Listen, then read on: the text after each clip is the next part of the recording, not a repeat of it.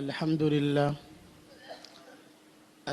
لله نحمده ونستعينه ونستغفره ونؤمن به ونتوكل عليه ونعوذ بالله من شرور أنفسنا ومن سيئات أعمالنا من يهده الله فلا مضل له ومن يضلل فلا هادي له ونشهد أن لا إله إلا الله وحده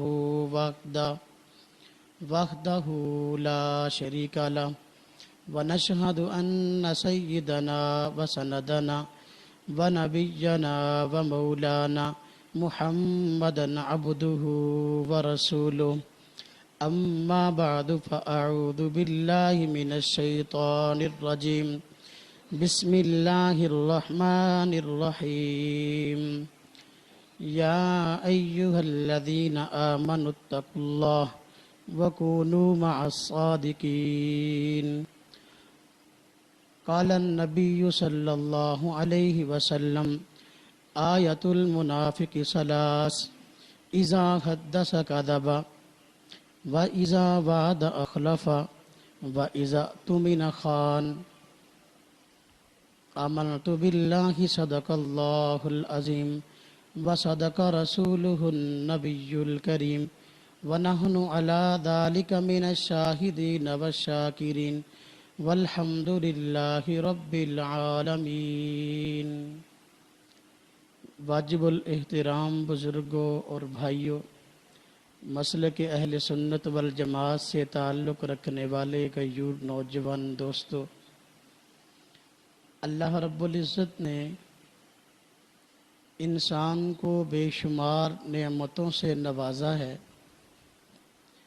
اللہ پاک نے قرآن کریم میں ارشاد فرمایا وَإِن تَعُدُّوا نِعْمَةَ اللَّهِ لَا تُحْصُوهَا، اگر تم اللہ رب العزت کے انعامات اور نعمتوں اور احسانات کو گننا اور شمار کرنا چاہو تو نہیں شمار کر سکتے۔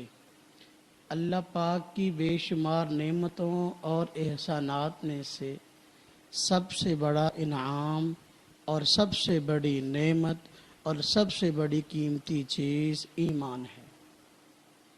ایمان ہے تو سب کچھ ہے، ایمان نہیں تو کچھ بھی نہیں۔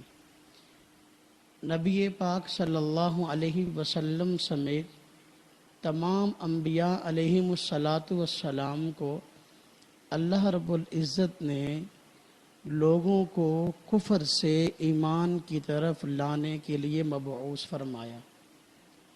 جتنے انبیاء علیہم السلام تشریف لائے، تمام انبیاء علیہم السلام نے لوگوں کو ایمان کی دعوت دی، مومن بنایا اور کفر سے ہٹایا۔ جس دن سے ایمان کی دعوت شروع ہوئی، اسی دن سے کفر کے ایوانوں میں زلزلہ پیدا ہوا۔ انبیاء علیہم السلام ایمان کی دعوت دیتے رہے، مخالفین مخالفت کرتے رہے۔ حضرت آدم علیہ السلام سے لے کر نبی پاک صلی اللہ علیہ وسلم تک جتنے انبیاء علیہم السلام تشریف لائے، تمام انبیاء علیہم السلام کی ان کے مخالفوں نے مخالفت کی۔ آپ قرآن کریم کو کھول کے دیکھیے، انبیاء علیہم السلام کی مخالفت آپ کو جگہ جگہ مل جائے گی۔ کائنات میں اللہ رب العزت کی ہستی کے بعد اگر مقدس ہستیاں ہیں تو وہ انبیاء علیہم السلام کی ذات ہے۔ انبیاء علیہم السلام مقدس ہستیاں ہونے کے باوجود لوگوں کے شر سے نہ بچ سکے۔ انبیاء کی مخالفت اتنی کی گئی کہ ایک آدمی جب مخالفت پر دیکھتا ہے اور غور کرتا ہے کہ کسی پیغمبر کی بھی مخالفت ہو سکتی ہے، تو اپنے عام جھگڑوں کو بالائے طاق رکھ کر یہ سوچنے پہ مجبور ہوتا ہے آخر وہ اللہ کے فرستادہ اور انبیاء تھے، پھر کیوں لوگوں نے ان کی مخالفت کی؟ خیر، میں بات عرض کر رہا تھا، انبیاء علیہم السلام دنیا میں بزرگ ترین ہستیاں ہیں۔ اللہ کے بعد انبیاء علیہم السلام کا مقام ہے، لیکن مخالفت کرنے والوں نے ان کو معاف نہ کیا۔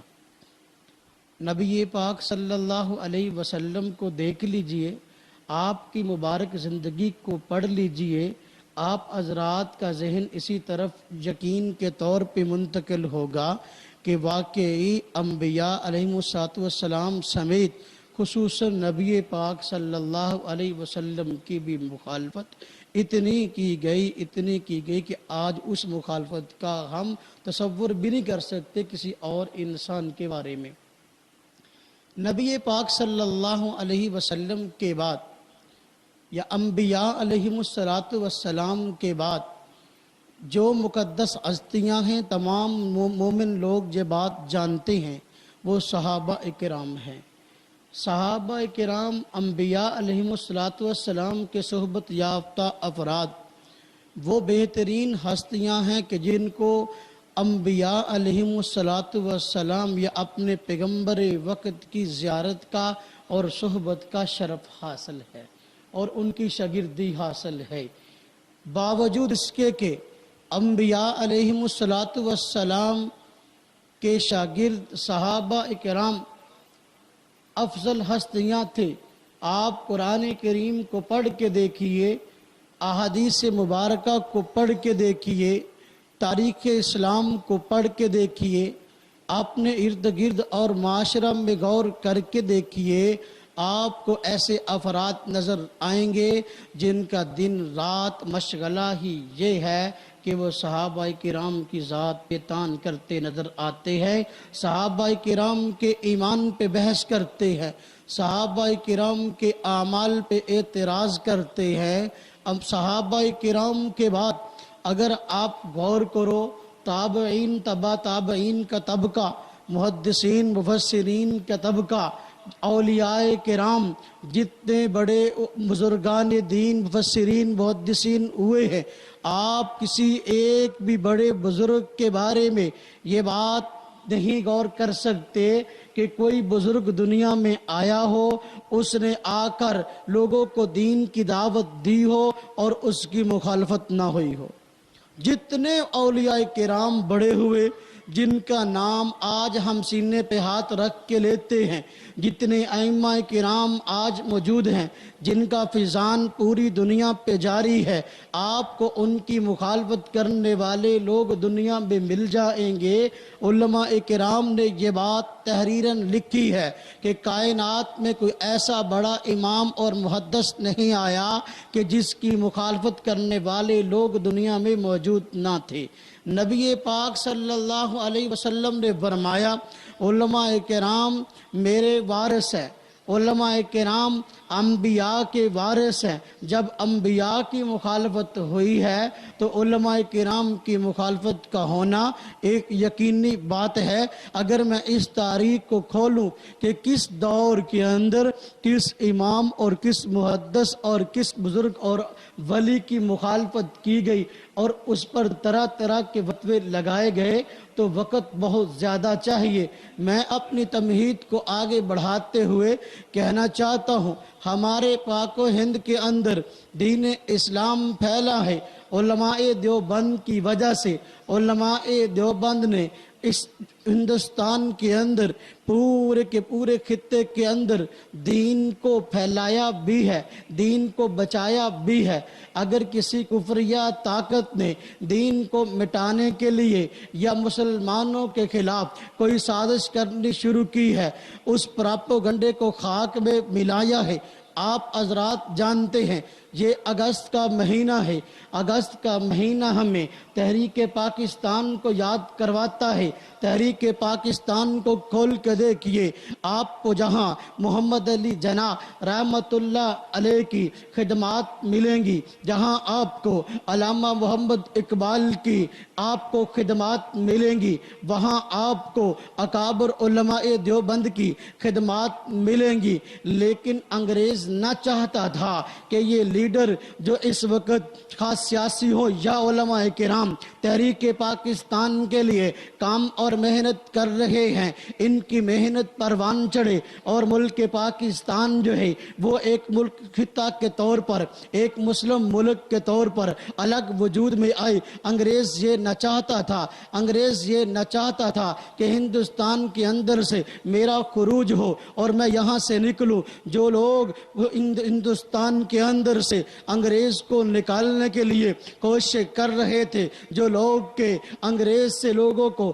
نفرت دلا رہے تھے، لوگوں نے دیکھا کہ وہ لوگ دنیا کے اندر مقدس مانے جا رہے ہیں۔ سوچی سمجھی سازش کے تحت کہ انگریز کو یہاں پر ایک لمبی مدت کے لیے سلطنت مل جائے، ان لوگوں کو داغدار کرنا شروع کر دیا، ان لوگوں کے خلاف پراپگنڈا کرنا شروع کر دیا اور کہنا شروع کیا جو لوگ تحریک آزادی میں شریک ہیں۔ اس وقت مسلم لیگ بنی تھی۔ میں آج کی مسلم لیگ کی بات نہیں کرتا، میں قائد اعظم کی مسلم لیگ کی بات کرتا ہوں، میں علامہ اقبال کی مسلم لیگ کی بات کرتا ہوں۔ ان کی مخالفت کے لیے لوگ کھڑے ہو گئے، مارکیٹ میں کتابیں آ گئیں جن کے اندر لکھا گیا قائد اعظم بھی کافر اعظم ہے، علامہ اقبال بھی کافر ہے۔ وہ کون لوگ تھے جنہوں نے قائد اعظم کو کافر اعظم کہا، جنہوں نے ان کی رد پہ کتابیں لکھی؟ وہ کون لوگ تھے جنہوں نے علامہ اقبال کے خلاف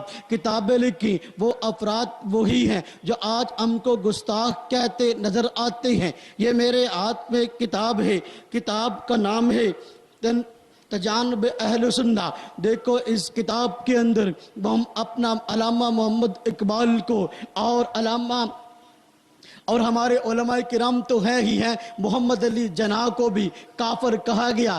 یہ کتاب جو ہے یہ ان حضرات نے لکھی ہے جو آج ہمیں گستاخ کہتے ہیں۔ ایک اور کتاب مارکیٹ میں آئی، اس کتاب کا نام تھا قہر القادر۔ اس کتاب کے اندر بھی محمد علی جناح، کس کو ہم قائد اعظم کہتے ہیں، پاکستان بنانے کے لیے جس کی قربانیوں کا کسی آدمی کو انکار نہیں ہے، اس پہ کفر کے فتوے لگے ہیں۔ ایک اور کتاب مارکیٹ میں آئی ہے جس کا نام ہے تنقیدات اقتدار بر نظریات اقبال۔ یہ کتاب لکھنے والا وہی عالم ہے جو ہم کو گستاخ کہتا ہے، مفتی احمد یار نعیمی جو ہم کو گستاخ کہتا ہے، اور وہ حضرات ان کو حکیم الامت کہتے ہیں۔ یہ اس کا بیٹا مفتی اقتدار ہے، اس نے علامہ اقبال کے خلاف کتاب لکھی ہے اور کہا ہے کہ یہ گستاخ رسول تھا۔ دیکھو انگریز کو نکالنے کے لیے یہی حضرات کوششیں کر رہے تھے، لیکن ان حضرات نے ان کا ساتھ دیتے ہوئے قائد اعظم کے خلاف کفر کے فتوے لگائے، علامہ اقبال کے خلاف کفر کے فتوے لگائے۔ علامہ شبیر احمد عثمانی رحمت اللہ علیہ ملک پاکستان کے لیے خدمات انجام دے رہے تھے، ان پہ کفر کے فتوے لگائے۔ علامہ ظفر احمد عثمانی رحمت اللہ علیہ ملک پاکستان کے لیے خدمات انجام دے رہے تھے، تحریک آزادی کی جنگ لڑ رہے تھے، ان پہ کفر کے فتوے لگائے گئے۔ اب میں کہتا ہوں آج یہ بات زیر بحث آتی ہے کہ تحریک پاکستان میں کس آدمی کا کردار ہے، کس کا کردار نہیں ہے۔ ہم کہتے ہیں بھائی آج کتابوں کے حوالے زیادہ پیش کرنے کی بجائے آپ خارج الامر کے اندر نکل کر پاکستان کی تاریخ کو دیکھو، جو ہوا اس پہ غور کرو۔ جب پاکستان بنا ہے، پاکستان بننے کے بعد دو جگہ پر پاکستان کی پرچم کشائی ہوئی ہے سرکاری سطح پر، ایک کراچی کے اندر، دوسرا ڈھاکہ کے اندر۔ کراچی کے اندر سرکاری پرچم کشائی ہوئی، پاکستان بننے کے بعد پرچم کشائی کس کے ہاتھوں سے ہوئی ہے؟ کہ پرچم کشائی کس کے ہاتھوں سے ہوئی؟ علامہ شبیر احمد عثمانی ہمارے اکابر میں سے ہیں اور انہوں نے تفسیر عثمانی لکھی ہے، ان کے ہاتھوں سے کراچی کے اندر سرکاری سطح پر جو ہے وہ پرچم کشائی ہوئی ہے۔ انہی کے بھائی علامہ ظفر احمد عثمانی میرے اکابرین میں سے ہے، ڈھاکہ کے اندر جو ہے پرچم کشائی سرکاری سطح پر ہوئی ہے اور علامہ ظفر احمد عثمانی کے ہاتھوں ہوئی ہے۔ اگر ہمارے اکابرین نے ملک پاکستان کے حاصل کرنے کے لیے کوشش نہ کی ہوتی، علامہ شبیر احمد عثمانی عثمانی کے ہاتھ سے پرچم کشائی نہ ہوتی، علامہ ظفر احمد عثمانی کے ہاتھ سے پرچم کشائی نہ ہوتی۔ پھر اور ایک اور بات کہہ دوں، آپ حضرات کو شاید علم ہو، آپ نے سکول پڑھا ہے، کتابیں پڑھی ہیں، شاید آپ نے یہ بھی پڑھا ہو کہ قائد اعظم محمد علی جناح کا جب انتقال ہوا ان کا نماز جنازہ کس نے پڑھایا؟ یہ بات بھی آپ کو معلوم ہونی چاہیے تاکہ پتہ چل جائے تحریک پاکستان میں کردار ادا کرنے والے کون تھے، انگریز کے حق میں فتوے دینے والے کون تھے، اور ہندوستان کو دارالکفر کی بجائے دارالاسلام کہنے والے کون تھے۔ علامہ شبیر احمد عثمانی ہمارے بزرگوں میں سے وہ بزرگ ہیں جنہوں نے محمد علی جناح قائد اعظم کا جنازہ پڑھایا ہے، اور پھر پڑھا کس نے نہیں ہے میں اس کی بھی وضاحت کر دوں۔ جنگ بازار میں ایک بڑی مسجد ہے، وہاں کے سردار صاحب ہے، انہوں نے قائد اعظم کا جنازہ نہیں پڑھا ہے، اور ظفر اللہ قادیانی اس نے قائد اعظم کا جنازہ نہیں پڑھا ہے۔ یہ ہے مخالفت۔ آج ہم پہ الزام بازی کرتے ہو، ہمارے بارے میں تاثر قائم کرتے ہو۔ خیر میں بات عرض کر رہا تھا، علماء کرام جو ہے جتنے بھی بڑے بڑے گزرے ہیں جن سے اللہ پاک نے دین اسلام کی ترویج کا کام، دین اسلام کے دفاع کا کام لیا ہے، ان کے خلاف مخالفین نے پروپیگنڈے کیے ہیں۔ جب قائد اعظم کے خلاف کتاب لکھی جا سکتی ہے، علامہ محمد اقبال کے خلاف کتاب لکھی جا سکتی ہے، ہمارے اکابر کے خلاف کتاب کیوں نہیں لکھی جا سکتی؟ یہ تو ان حضرات سے توقع بالکل تھی، ہاں اس لیے کیا گیا۔ سن 1320 کے اندر مولانا احمد رضا خان نے ایک کتاب لکھی ہے المعتمد مسترد کے نام سے، المعتمد مسترد کے نام سے۔ یہ کتاب 1320 کے ہجری کے اندر اس نے ہمارے اکابر پر کفر کے فتوے لگائے اور کہا کہ انہوں نے اپنی کتابوں کے اندر گستاخیاں کی ہیں، اور کہا یہ گستاخ رسول ہے اس لیے ان کا ساتھ نہ دو۔ یہ کتاب مارکیٹ میں آئی، لوگوں نے اس کو بالکل غور سے نہ دیکھا، لوگوں نے اس کی طرف توجہ نہ کی۔ ہمارے اکابر کی جو مقبولیت پہلے تھی وہ مقبولیت ویسے ہی برقرار رہی، لیکن ہوا کیا، اس آدمی نے 3 سال تک انتظار کیا۔ یہ کتاب میں نے کفر پہ لکھی ہے، شاید کہ اس کی پذیرائی ہو جائے، ایڑی چوٹی کا زور لگایا گیا اور اس کو کثیر تعداد کے اندر چھاپا گیا، لیکن یہ کتاب مارکیٹ میں پذیرائی نہ حاصل کر سکی، اس لیے کہ احمد رضا خان صاحب کا وہ علمی مقام نہ تھا جس کی بنا پہ بڑے اکابر پہ جو ہے تان کیا جا سکے، اس لیے اس کتاب کو مقبولیت نہ ہوئی۔ وہ پریشان ہو گئے، کتاب بھی لکھی ہے، چھاپی بھی ہے، تقسیم بھی کی ہے، لیکن پھر بھی مقصد حاصل نہیں۔ علماء دیوبند کے پیچھے لوگ بہت زیادہ لگے ہوئے ہیں، تحریک آزادی کی جنگ لڑ رہے ہیں، اور وہ ان کے کمالات کا چرچا پوری دنیا کے اندر ہے۔ کیسے میں کوئی ہتھ کنڈا اختیار کروں جس کی بنا پہ علماء دیوبند بدنام ہو جائے؟ چنانچہ اس آدمی کو حج بیت اللہ کی سوجی۔ دیکھو لوگ اللہ کے گھر میں جاتے ہیں اللہ کو راضی کرنے کے لیے، اللہ کے گھر میں جاتے ہیں گناہوں سے توبہ کرنے کے لیے، اللہ کے گھر میں جاتے ہیں اللہ تبارک و تعالیٰ کو راضی کرنے کے لیے۔ یہ آدمی وہاں گیا، حج کے بہانے سے گیا، یہ آدمی وہاں گیا اور علماء مکہ کو کہنے لگا ہندوستان کے اندر کچھ افراد ایسے ہیں جنہوں نے ایسے عقائد اور نظریات اختیار کیے جو دین اسلام سے خارج کرنے والے ہیں، اس لیے اس نے ایک استفتاء مرتب کیا، اس میں ہمارے تقریباً 4 اکابر کی عبارات کو توڑ مروڑ کر کتابوں کے اصل مطلب کو بگاڑ کر ایک بات کہاں سے لے لی، ایک بات کہاں سے لے لی، اور ایک کسی صفحے سے لے لی، ایک لفظ کہیں سے لے لیا، جوڑ کر جو ہے عبارتیں بنا کر علماء مکہ علماء حرم کے سامنے اور وہاں پیش کر دی اور کہا یہ لوگ دین کو نقصان پہنچا رہے ہیں، اس لیے آپ لوگ ان کے حق میں فتویٰ دیجئے، کیا یہ مسلمان ہے کہ کافر؟ کیونکہ وہ حضرات عربی تھے، وہ عربی جانتے تھے۔ ہمارے اکابر کی کتابیں جن پہ اعتراض کیا گیا وہ کتابیں اردو کے اندر تھی، ان حضرات کو کیا پتا کہ اس آدمی نقل کرنے والے نے کتنے جھوٹ بولے ہیں، کتنی خیانت کی ہیں، اس لیے انہوں نے لکھا اگر یہ عبارتیں جو احمد رضا خان نے لکھی ہیں اگر یہ بات ٹھیک ہے، یہ عبارتیں ٹھیک ہیں اور اسی طرح ہے جس طرح اس نے نقل کی ہے، پھر تو وہ مسلمان نہیں ہے، اگر وہ عبارتیں ایسے نہیں ہیں پھر مسلمان ہیں۔ اور دیکھو بعض ایسے حضرات وہاں موجود تھے، اللہ پاک نے ان کو بصیرت عطا فرمائی۔ احمد رضا خان صاحب نے کہا کہ دیکھو آپ اس تحریر پر دستخط کیجئے، اس استفتاء پر دستخط کیجئے۔ ان حضرات نے دستخط کرنے سے انکار کر دیا۔ خیر بعض حضرات سے دستخط کرا کے لے آیا اور آ کر ہندوستان کے اندر جھوٹ بولا۔ علماء حرمین نے علماء دیوبند کے عقائد و نظریات کو پڑھ کر ان پر کفر کا فتویٰ دیا ہے، اس لیے یہ لوگ کافر ہیں۔ اب تو حرم سے ان کے کفر کی تائید ہو گئی ہے۔ اے لوگو اب تو تم ان کو کافر اور گستاخ سمجھو۔ یہ فتویٰ پورے ہندوستان کے اندر تقسیم کیا گیا۔ میں اس وقت یہ بات نہیں کرتا فتویٰ جو چھپا ہے اس کے پیسے کس نے دیے ہیں، پورے ہندوستان کے اندر اس کو کن ذرائع کی بنا پہ پھیلایا گیا۔ وقت چونکہ کم ہے میں مختصراً بات کو آگے بڑھاتا ہوں۔ چنانچہ پورے ہندوستان کے اندر جو ہے یہ بات پھیلی ہے، اور ہمارے اکابر کے بارے میں جو سمجھدار لوگ تھے کبھی بھی ان کے ذہن کے اندر غلط فہمی پیدا نہ ہوئی، اس لیے کہ ان کو پتا تھا کہ یہ آدمی تو پہلے بھی ادھر ادھر کی مارتا رہتا ہے، اس لیے اس کی بات کا کوئی اعتبار نہیں۔ لیکن وہ لوگ جو بیچارے سادہ تھے، معلومات زیادہ نہ تھی، ان کو ان لوگوں نے ورگلانا شروع کر دیا اور کہنا شروع کر دیا کہ یہ لوگ گستاخ ہیں۔ دلیل کیا ہے؟ عبارتیں تو بیچاروں کو نہ دکھائی گئی، کہا کہ حرم کے لوگوں نے ان کو اب کافر کہہ دیا ہے، ان کو گستاخ کہہ دیا ہے، اس لیے اب تو مان لو۔ اب ہوا کیا ہے، ہمارے اکابرین نے علماء حرمین سے، ائمہ حرمین سے رابطہ کیا ہے اور اپنی اصل کتابیں پیش کی ہیں، اپنے اصل عقائد اور نظریات پیش کیے ہیں۔ علماء حرمین نے، ائمہ حرمین نے 26 سوالات ہمارے اکابر پر کیے کہ دیکھو اب آپ کے بارے میں ایک فتویٰ بعض حضرات کی طرف سے جا چکا ہے، اس لیے آپ حضرات ہمیں بتاؤ آپ کے عقائد اور نظریات کیا ہیں۔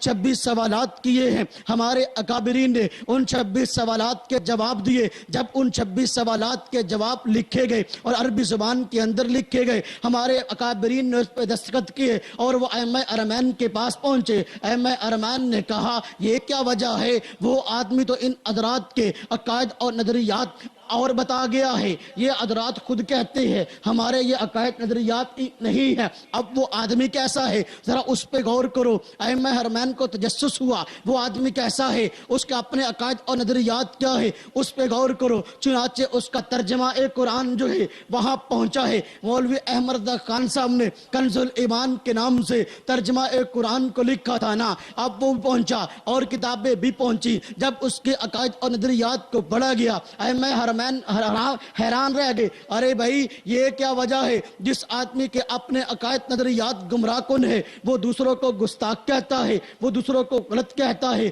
اس لیے ائمہ حرمین نے اب اپنے فتوے کو واپس لیا اور اس آدمی کے متعلق فتویٰ دے دیا یہ آدمی خود گمراہ ہے، اس کے اپنے عقائد و نظریات شرکیہ ہیں، اور اس نے جو ترجمہ لکھا تھا کنز الایمان کے نام سے، اس ترجمے پر پابندی پورے سعودیہ کے اندر لگا دی گئی۔ آج بھی آپ جاؤ سعودیہ کے اندر، آپ کنز الایمان کا ترجمہ، کنز الایمان جس کا نام ہے قرآن کریم کا ترجمہ جو اس نے کیا احمد رضا خان صاحب نے، آپ سعودیہ جاؤ وہاں آج اس پہ پابندی ہے۔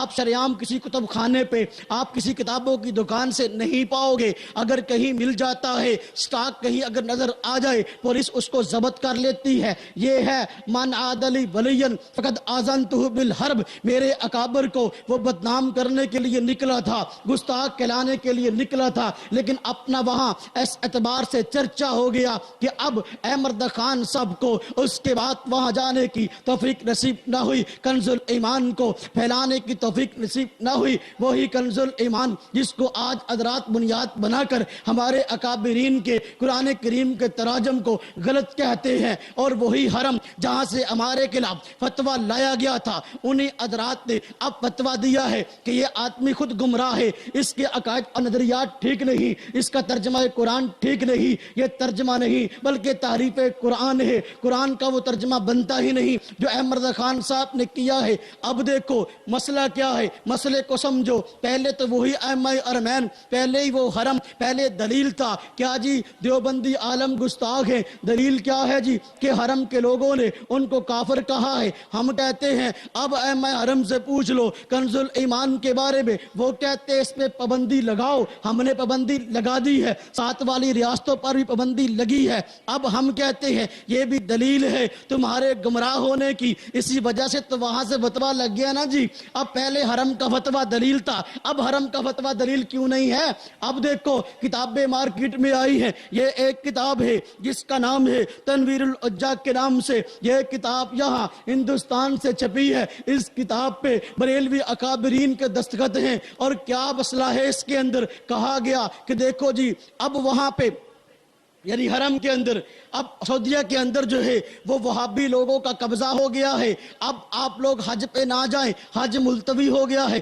لوگ حج کرنے کے لیے وہاں نہ جائیں آپ دیکھو پہلے حرم دلیل تھا پہلے وہاں سے فتوے لاتا تھا پہلے حج کرنے کے لیے خود گیا ہے اب کتاب لکھی ہے کئی علماء نے دستخط کیے ہیں تنویر الحجاج کے نام سے کتاب ہے اس کے اندر لکھا ہے کیا کہ اب حج ملتوی ہو گیا حج میں جانے کی ضرورت نہیں کیوں جی وہابیوں کا قبضہ ہو گیا وہابی کہہ کر ان کو بدنام کیا گیا اور ان کے الٹے الٹے نام رکھے گئے ہیں مستقل کتابیں آپ کو مارکیٹ میں مل جائیں گی اور ائمہ ارمین کے خلاف ان کو کافر اور مشرک اور ان کو گستاخ کہتے ہیں پہلے وہی لوگ جو ہے عاشق رسول تھے اب وہی حرم والے لوگ جو ہے گستاخ بن گئے ہیں یہ ایک رسالہ میرے ہاتھ کے اندر ہے اس رسالے کو دیکھیے ایک بریلوی عالم ہے اس نے ایک رسالہ لکھا ہے امام حرم اور ہم یہ لکھنے والا فیض احمد اویسی مشہور بہاولپور کا بریلوی عالم ہے اس نے رسالہ لکھا امام حرم اور ہم اس میں کیا کہا گیا نا جنا ہمارے نظریات جو ہے قرآن و سنت کے مطابق ہے حرمین کے ائمہ کے جو عقائد و نظریات ہے وہ قرآن و سنت کے مطابق نہیں وہ تو گستاخ ہے اب یہ لوگ وہاں اگر حج کرنے کے لیے چلے ہی جائیں میں کہتا ہوں جن کے اکابرین یہ لکھ چکے کہ نا جنا اب حج ملتوی ہو گیا ان کو تو حق ہی نہیں بنتا کہ وہ عمرہ کرنے کے لیے جائے ان کو تو حق ہی نہیں بنتا کہ وہ حج کرنے کے لیے جائے آج اپنے نام کے ساتھ جب الحاج لکھتے ہیں ہمیں شرم محسوس ہوتی ہے اور ابھی حیرانگی بھی ہوتی ہے بھئی اللہ کے بندو تمہارے اکابر کہہ چکے حج کرنے نہیں جانا حج ملتوی ہو گیا آج تم حج کرنے جاتے ہو اچھا وہاں کیا کرتے ہو امام کعبہ کے پیچھے نماز نہیں پڑھتے جوتیوں والی جگہ پر پڑھتے ہیں اپنی الگ پڑھتے ہیں کہتے جی ہمارے ان کے پیچھے نماز نہیں ہوتی اب میں بات کہنا چاہتا ہوں میری بات کو غور سے سنے وہی ائمہ حرمین ہے جن سے ان حضرات نے ہمارے خلاف فتویٰ لیا ہے آج وہی ائمہ حرمین ہے دیکھو آج ان کو گستاخ اور کافر کہہ رہا ہے ہم کہتے ہیں معیار تو ایک بناؤ نا پہلے وہ عاشق رسول تھے آج کیا ہو گئے گستاخ یہ ہے اب میں یہی بات کہنا چاہتا ہوں پوری دنیا کے اندر کسی آدمی نے اتنے لوگوں کو مسلمان نہیں بنایا جتنا کہ مولوی احمد رضا خان صاحب نے لوگوں کو کافر بنایا میں اپنی بات نہیں کرتا میں حوالہ پیش کرتا ہوں یہ کتاب میرے ہاتھ میں ہے کتاب کا نام ہے تجلیات انوار جی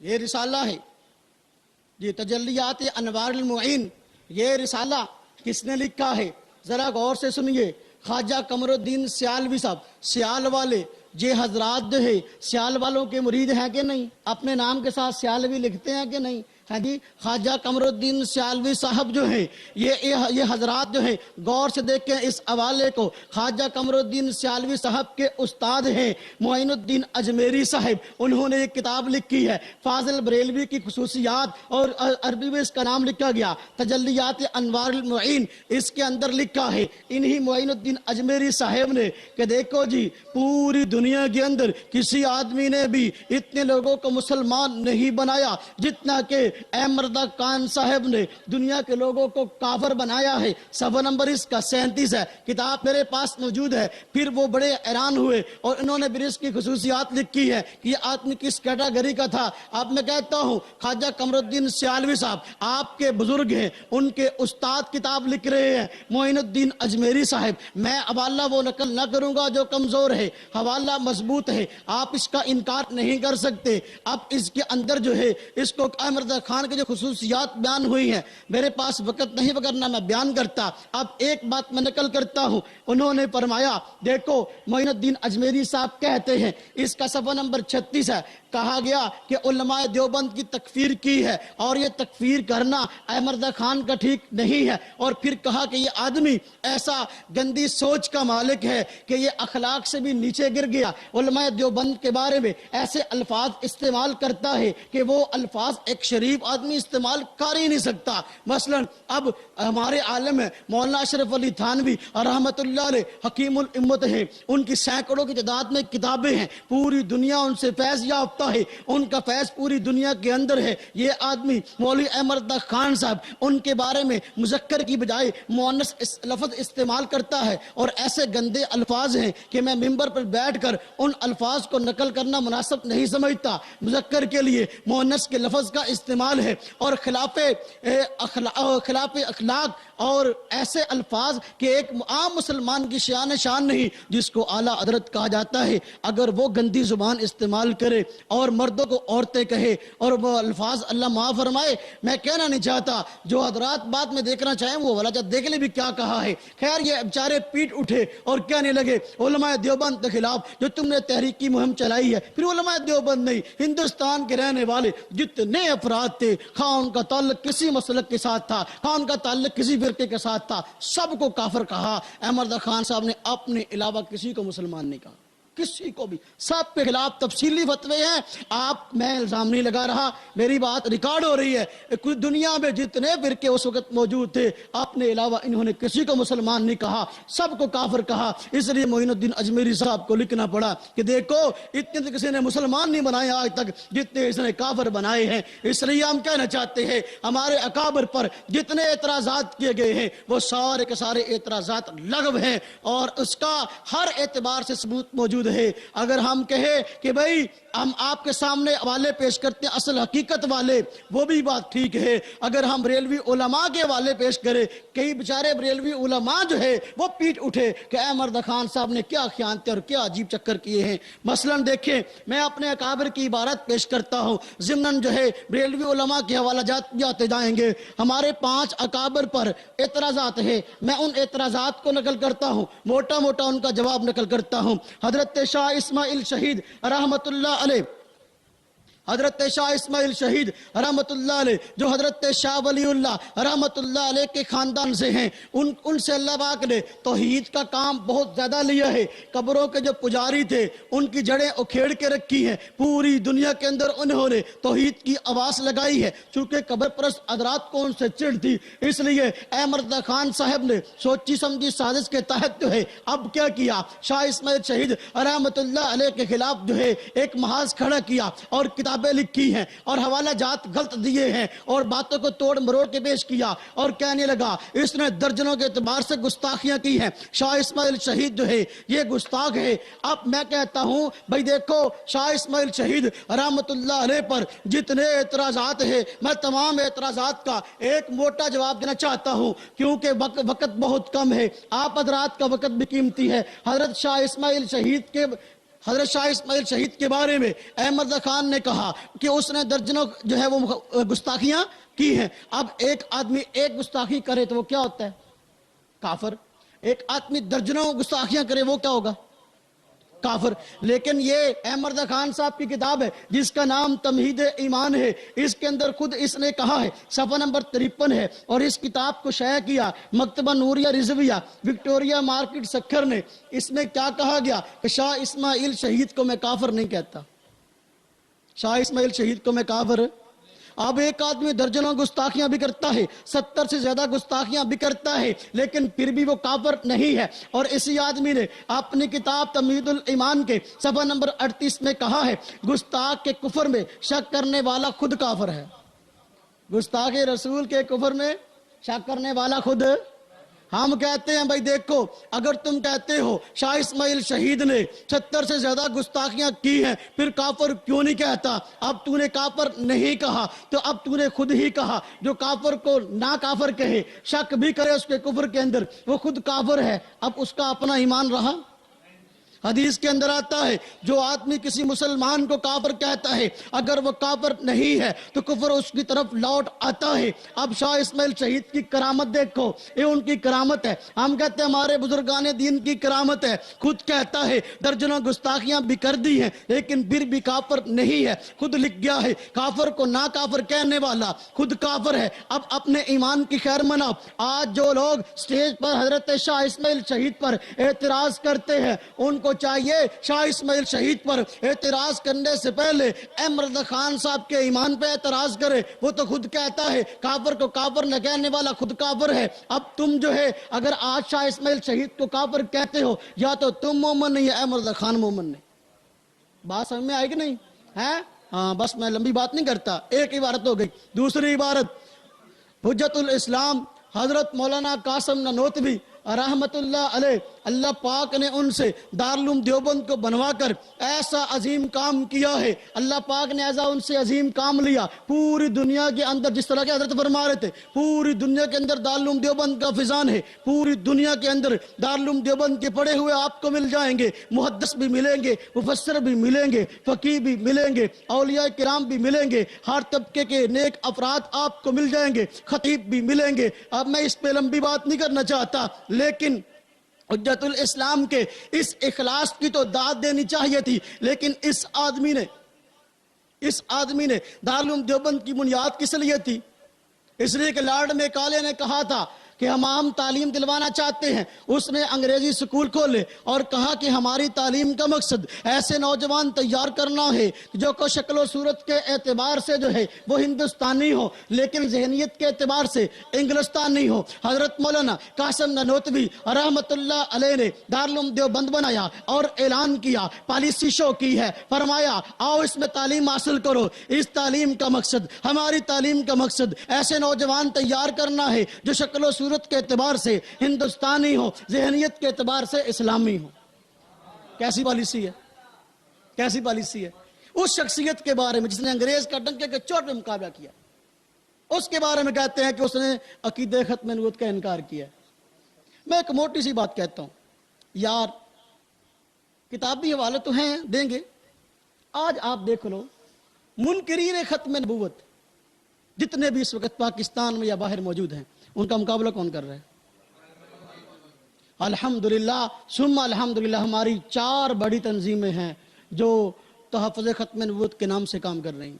4 بڑی تنظیمیں پوری دنیا کے اندر جو ہے، قادیانی ہو یا بہائی ہو یا ذکری ہو یا گوہر شاہی ٹولے کے لوگ ہوں، سب کا الحمدللہ ہم نے مقابلہ کیا اور کر رہے ہیں۔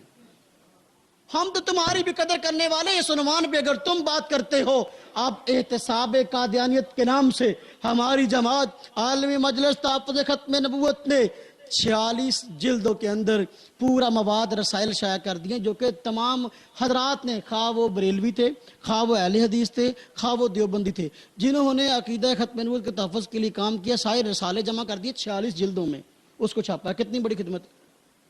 اگر ہم سمجھ میں آئے گی نہیں ہے؟ ہاں بس میں لمبی بات نہیں کرتا، ایک عبارت ہو گئی۔ دوسری عبارت حجت الاسلام حضرت مولانا قاسم نانوتوی رحمت اللہ علیہ، اللہ پاک نے ان سے دارالعلوم دیوبند کو بنوا کر ایسا عظیم کام کیا ہے۔ اللہ پاک نے ایسا ان سے عظیم کام لیا پوری دنیا کے اندر، جس طرح کے حضرت فرما رہے تھے پوری دنیا کے اندر دارالعلوم دیوبند کا فیضان ہے۔ پوری دنیا کے اندر دارالعلوم دیوبند کے پڑھے ہوئے آپ کو مل جائیں گے، محدث بھی ملیں گے، مفسر بھی ملیں گے، فقیہ بھی ملیں گے، اولیاء کرام بھی ملیں گے، ہر طبقے کے نیک افراد آپ کو مل جائیں گے، خطیب بھی ملیں گے۔ اب میں اس پہ لمبی بات نہیں کرنا چاہتا، لیکن حجت الاسلام کے اس اخلاص کی تو داد دینی چاہیے تھی، لیکن اس آدمی نے دارالعلوم دیوبند کی بنیاد کس لیے تھی؟ اس لیے کہ لارڈ میکالے نے کہا تھا کہ ہم عام تعلیم دلوانا چاہتے ہیں۔ اس نے انگریزی سکول کھولے اور کہا کہ ہماری تعلیم کا مقصد ایسے نوجوان تیار کرنا ہے جو کو شکل و صورت کے اعتبار سے جو ہے وہ ہندوستانی ہو لیکن ذہنیت کے اعتبار سے انگلستانی ہو۔ حضرت مولانا قاسم نانوتوی رحمت اللہ علیہ نے دارالعلوم دیوبند بنایا اور اعلان کیا، پالیسی شو کی ہے، فرمایا آؤ اس میں تعلیم حاصل کرو۔ اس تعلیم کا مقصد، ہماری تعلیم کا مقصد ایسے نوجوان تیار کرنا ہے جو شکل و صورت کے اعتبار سے ہندوستانی ہو، ذہنیت کے اعتبار سے اسلامی ہو۔ کیسی پالیسی ہے؟ کیسی پالیسی ہے؟ اس شخصیت کے بارے میں جس نے انگریز کا ڈنکے کے چوٹ میں مقابلہ کیا، اس کے بارے میں کہتے ہیں کہ اس نے عقیدہ ختم نبوت کا انکار کیا۔ میں ایک موٹی سی بات کہتا ہوں یار، کتابی حوالے تو ہیں، دیں گے۔ آج آپ دیکھ لو منکرین ختم نبوت جتنے بھی اس وقت پاکستان میں یا باہر موجود ہیں، ان کا مقابلہ کون کر رہا ہے؟ الحمدللہ ثم الحمدللہ ہماری 4 بڑی تنظیمیں ہیں جو تحفظ ختم نبوت کے نام سے کام کر رہی ہیں۔ 4 بڑی تنظیمیں پوری دنیا کے اندر جو ہے، قادیانی ہو یا بہائی ہو یا ذکری ہو یا گوہر شاہی ٹولے کے لوگ ہوں، سب کا الحمدللہ ہم نے مقابلہ کیا اور کر رہے ہیں۔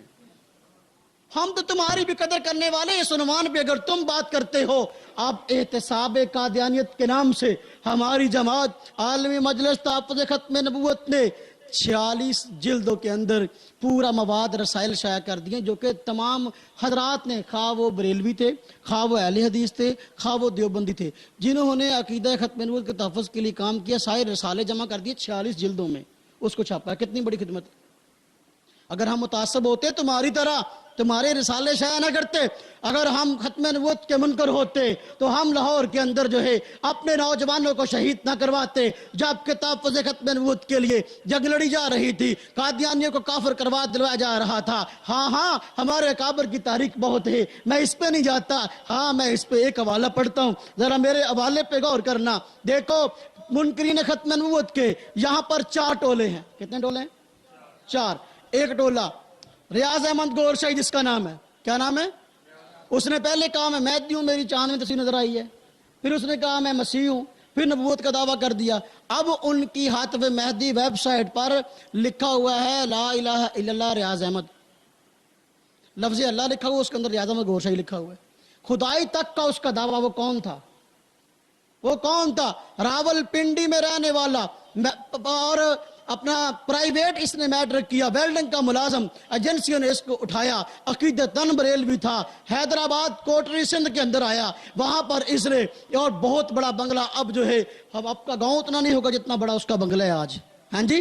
اب اس نے وہاں انگریز نے برطانیہ کی باقاعدہ لڑکیاں اس کے ساتھ، برطانیہ کے افراد اس کی حفاظت کے لیے اس کے ساتھ ہوتے تھے، وہ آدمی بریلوی تھا۔ اس نے پہلے مہدی ہونے کا دعویٰ کیا، حضرت عیسیٰ ہونے کا دعویٰ کیا، پھر اس نے نبوت کا دعویٰ کیا، خدائی تک کے دعوے کیے۔ میں کہتا ہوں وہ لوگ جو آج مولانا قاسم نانوتوی رحمۃ اللہ علیہ کو گستاخ کہتے ہیں، ختم نبوت کا منکر ہمیں کہتے ہیں، میں بتاتا ہوں وہ کون لوگ ہیں جو منکرین ختم نبوت کو سپورٹ فراہم کر رہے تھے۔ میرے پاس کتاب موجود ہے روحانی سفر کے نام سے، یہ کتاب ریاض احمد گور شاہی کے ماننے والوں نے شائع کی ہے، اور ریاض احمد گور شاہی نے بہت ساری ایسی باتیں جب کی ہیں جو کہ خلاف شریعت تھی۔ قادیانیوں کو مسلمان تک اس نے مانا تھا۔ اب کیا ہوا، یہ بریلوی حضرات اس کے دفاع کے لیے اٹھے اور ایک جماعت بنائی گئی، ایک ٹیم بنائی گئی، اور اس کو کہا گیا کہ دیکھو جی ریاض احمد گور شاہی کی جن عبارتوں پر اعتراض تھا ہم نے وہ نکال دی ہیں، اب اگر کسی اور کو بھی اعتراض ہو کسی اور عبارت پر، آئندہ کس سے رابطہ کرے؟ ہمارے فیصل آباد کے مناظر جو ہے سعید احمد اسد صاحب، ان سے رابطہ کرے اور وہ جو ہے وہ اس کی صفائی دیں گے۔ سبحان اللہ۔ اب منکرین ختم نبوت کے وکیل تم ہو اور کہتے ہم کو کہ تم ختم نبوت کے منکر ہو۔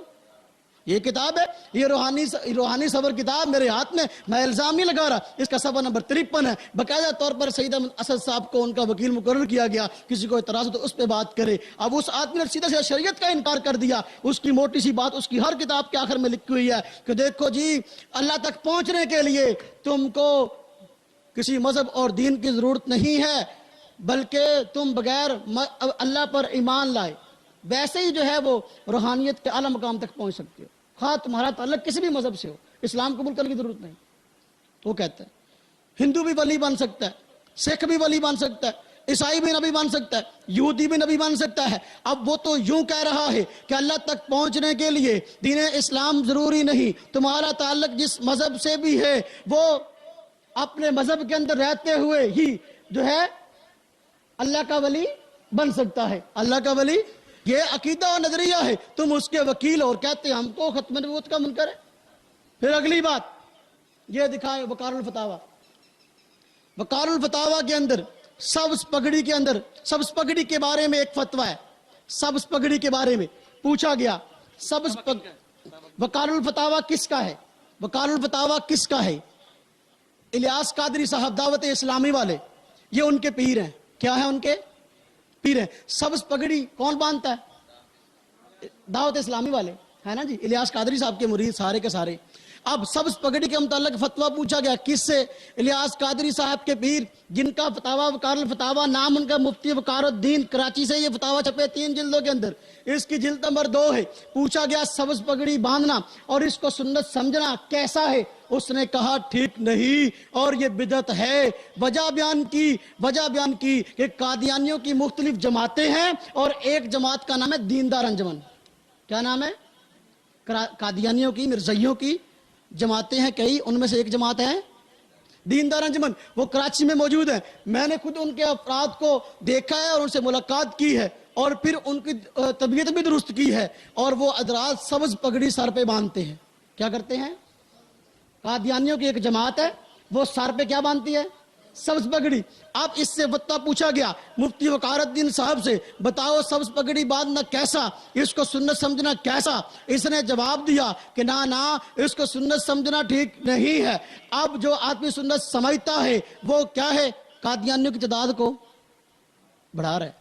कादियानियों की तादाद को किसका शियार है? कादियानियों का। हमें कहते हो खत्म नबूवत के मुनकर है।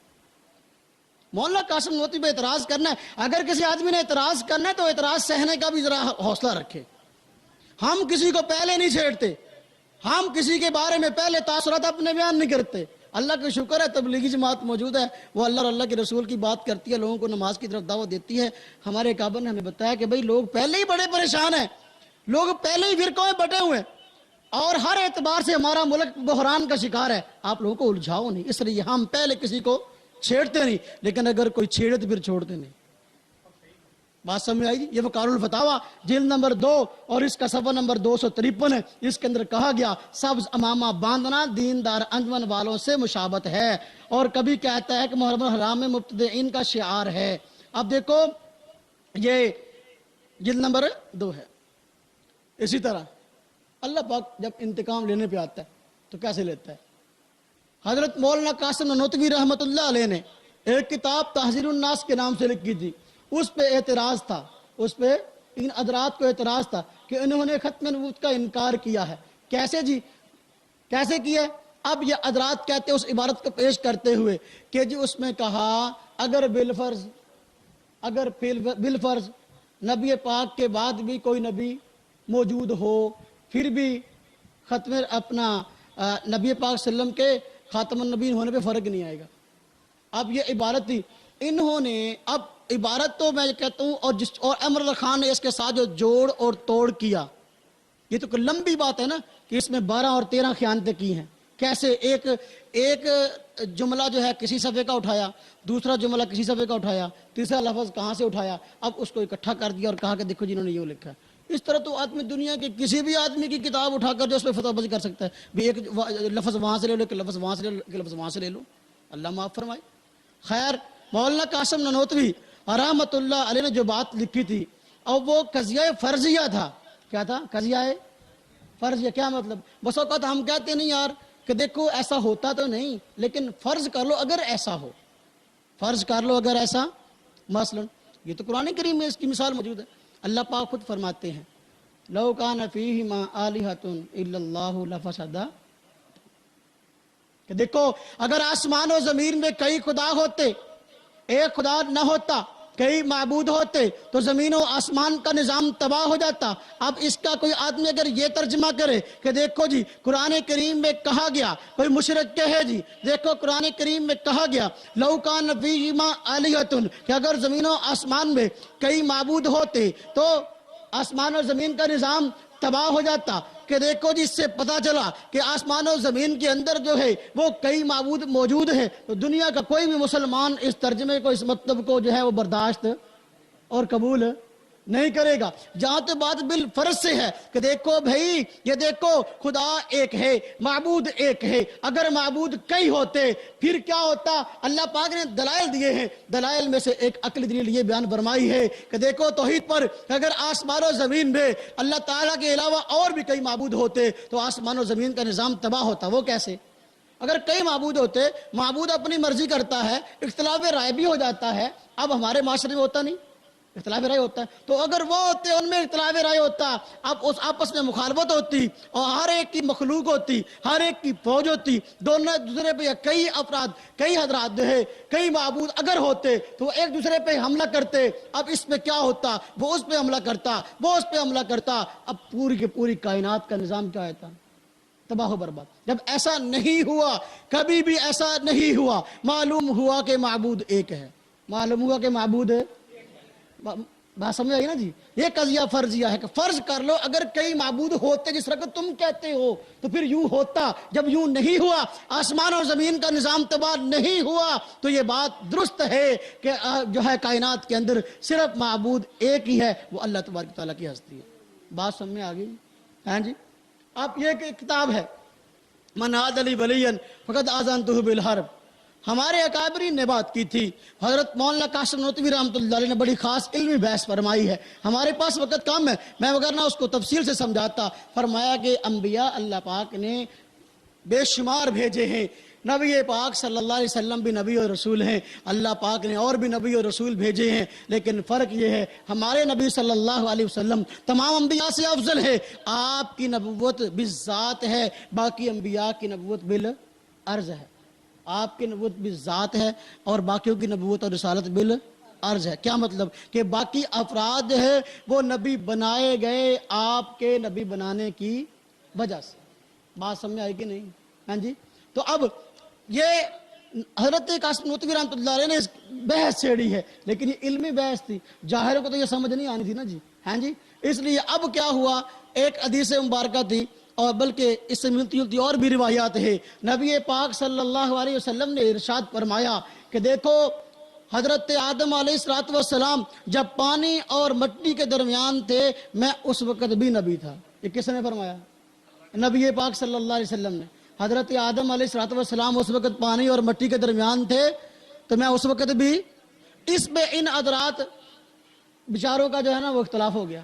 یہ ایک کتاب مارکیٹ میں آئی، یہ مشہور ان کے مناظر گزرے ہیں، انہوں نے کتاب لکھی اشرف سیالوی صاحب تحقیقات کے نام سے، اور اس میں یہ بحث چھیڑ دی کہ نبی پاک صلی اللہ علیہ وسلم حضرت آدم سے پہلے نبی تھے کہ نہیں تھے، اور پھر جو ہے اس بحث کے ضمن میں ہوا گیا وہ کچھ کہہ گئے، وہ کچھ کہہ گئے جو نہیں کہنا چاہیے تھا، وہ کچھ کہہ گئے جو کچھ کے نہیں کہنا چاہیے تھا۔ جب وہ کہہ دیا اب کیا ہوا، 13 کتابیں اس کے کفر پر مارکیٹ میں بریلویوں نے لکھ دی، موجود ہے۔ یہ من عاد لی ولیا فقد آذنتہ بالحرب، ہمیں کہتے ہو کہ تم نے نبوت کی بحث کو چھیڑا، ختم نبوت کے منکر ہو۔ اب یہاں دیکھو یہ کتاب مارکیٹ میں آئی ہے اور 13 کتابیں اس آدمی کے کفر پر بریلویوں نے لکھ دیا کہ اس آدمی نے گستاخی کی ہے، اور پھر اس کے دفاع میں اور دوسرے بریلویوں نے جو ہے وہ ایک کام کیا، اس کے دفاع کے اندر رسالے لکھے ہیں، انہوں نے کہا تم گستاخ، انہوں نے کہا تم گستاخ ہو، ہم نے کہا تم دونوں صحیح کہتے ہو۔ بات سمجھ آئی گی؟ اس کو ہم بعد میں پیش کرتے ہیں کتابیں کون سی لکھی گئی ہیں۔ اس کے اندر ایک حوالہ پیش کرتے تو حضرت نانوتوی رحمۃ اللہ علیہ کے حوالے سے کہتے ہیں حدیث میں اس وقت حدیث میں آیا کہ نبی پاک صلی اللہ علیہ وسلم اس وقت بھی نبی تھے کہ جب حضرت آدم پانی اور مٹی کے درمیان تھے۔ کہتے ہیں اگر اس کو صحیح مانے جی، اس کو درست مانے تو پھر تو نانوتوی کا کلام درست ہو جائے گا۔ نانوتوی کا کلام یہ درست ہے، پوری دنیا کے مسلمان مانتے ہیں، معلوم کلام درست ہے، اعتراض فضول ہے، تمہارے گھر کی شہادت۔ صفحہ نمبر ہے اس کا 394 اور 393۔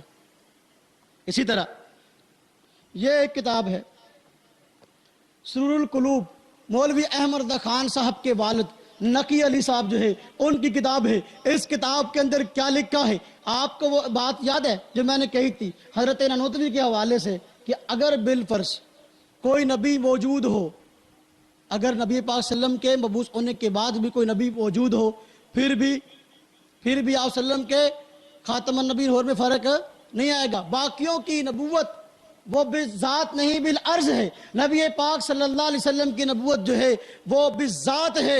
اس لیے جب اس وقت انبیاء آئے آپ کے خاتم النبی ہونے پہ فرق نہ آیا، اگر ہوتا یوں ہے نہیں، ہم کہتے ہیں نہیں آئے گا ہی نہیں، بالفرض والی بات اور ہوتی ہے، وقوع کے ہم قائل نہیں۔ حضرت نانوتوی رحمۃ اللہ علیہ نے جگہ جگہ اپنی ایک کتاب تحذیر الناس میں نہیں بلکہ اپنی دوسری کتب کے اندر بھی لکھا ہے کہ جو آدمی نبی پاک صلی اللہ علیہ وسلم کے بعد کسی اور نبی کے آنے کا قائل ہو وہ کافر ہے۔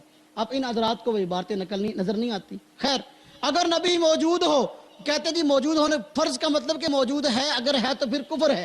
ہم کہتے ہیں یہ دیکھو سرور القلوب کتاب کا نام ہے، لکھنے والے نقی علی صاحب ہیں، اس کتاب کے اندر کیا لکھا ہے؟ کہتے ہیں کہ 4 پیغمبر یعنی حضرت ادریس اور حضرت عیسیٰ اور حضرت خضر اور حضرت الیاس کے بعد آپ کی بعثت کے زندہ رہے اور انہوں نے اس علم میں آپ کی تصدیق کی، اور حضرت خضر اور حضرت عیسیٰ سے تائید اس دین کی کما حقوق ظاہر ہوئی اور ہوگی۔ کہتا اگر بالفرض، اس پہ اعتراض ہے نا، اگر بالفرض نبی پاک کے بعد اور نبی موجود ہو تو اس کو اس نے کیا بنا دیا کہ ختم نبوت کے منکر ہو۔ ہم کہتے ہیں یہ دیکھو نقی علی صاحب نے کہہ دیا 4 نبی آپ صلی اللہ علیہ وسلم کے مبعوث ہونے کے بعد موجود تھے، اب کیا ختم نبوت کے منکر نقی علی صاحب ہوئے کہ نہیں ہوئے؟ غور کر لینا ذرا، الزامی باتیں ہیں۔ اسی طرح یہ حوالہ ہے، کتاب کا نام ہے جمال کرم، لکھنے والے پیر کرم شاہ حضری صاحب مشہور بریلوی عالم ہیں، ان کی سوانح آیات ہے اور پروفیسر حافظ احمد بخش صاحب نے اس کو لکھا، 3 جلدوں کے اندر لکھی گئی ہے۔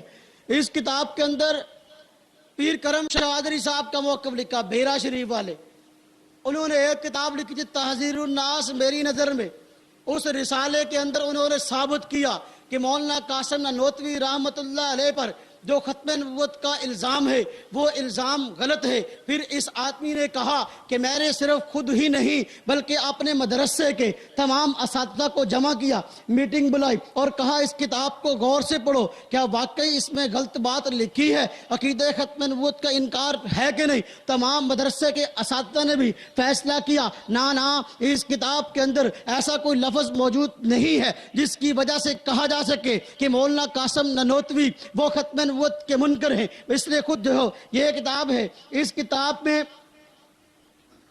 کئی حوالہ جات ہیں۔ صفحہ نمبر 693 اور 94 کے اندر کیا لکھا؟ کہتا ہے درست نہیں کہ وہ عقیدہ ختم نبوت کے منکر تھے۔ کہتا ہے یہ بات درست نہیں کہ حضرت نانوتوی ختم نبوت کے منکر تھے، یہ بات درست نہیں، بلکہ ان کی عبارات سے یہ بات واضح ہوتی ہے کہ وہ ختم نبوت زمانی کے نہ صرف قائل بلکہ اس کے منکر کو دائرہ اسلام سے خارج سمجھتے تھے۔ کتاب کا نام جمال کرم، صفحہ نمبر 693 اور صفحہ نمبر 694۔ اسی طریقے سے پھر کہنے لگا، پھر اس کا موقف نقل کیا گیا پیر کرم شاہ صاحب کا کہ جی اس آدمی نے حضرت نانوتوی کے عبارت کے کفریہ کہنے میں احتیاط برتی ہے کہ وہ کافر نہیں۔ صفحہ نمبر 696۔ کافر کو کافر نہ کہنے والا کون ہے؟ تو پیر کرم شاہ حضری صاحب جو پہلے جسٹس بھی رہ چکے ہیں، تو آپ ان کی خیر مناؤ یا ان کے معتقدین کی خیر مناؤ۔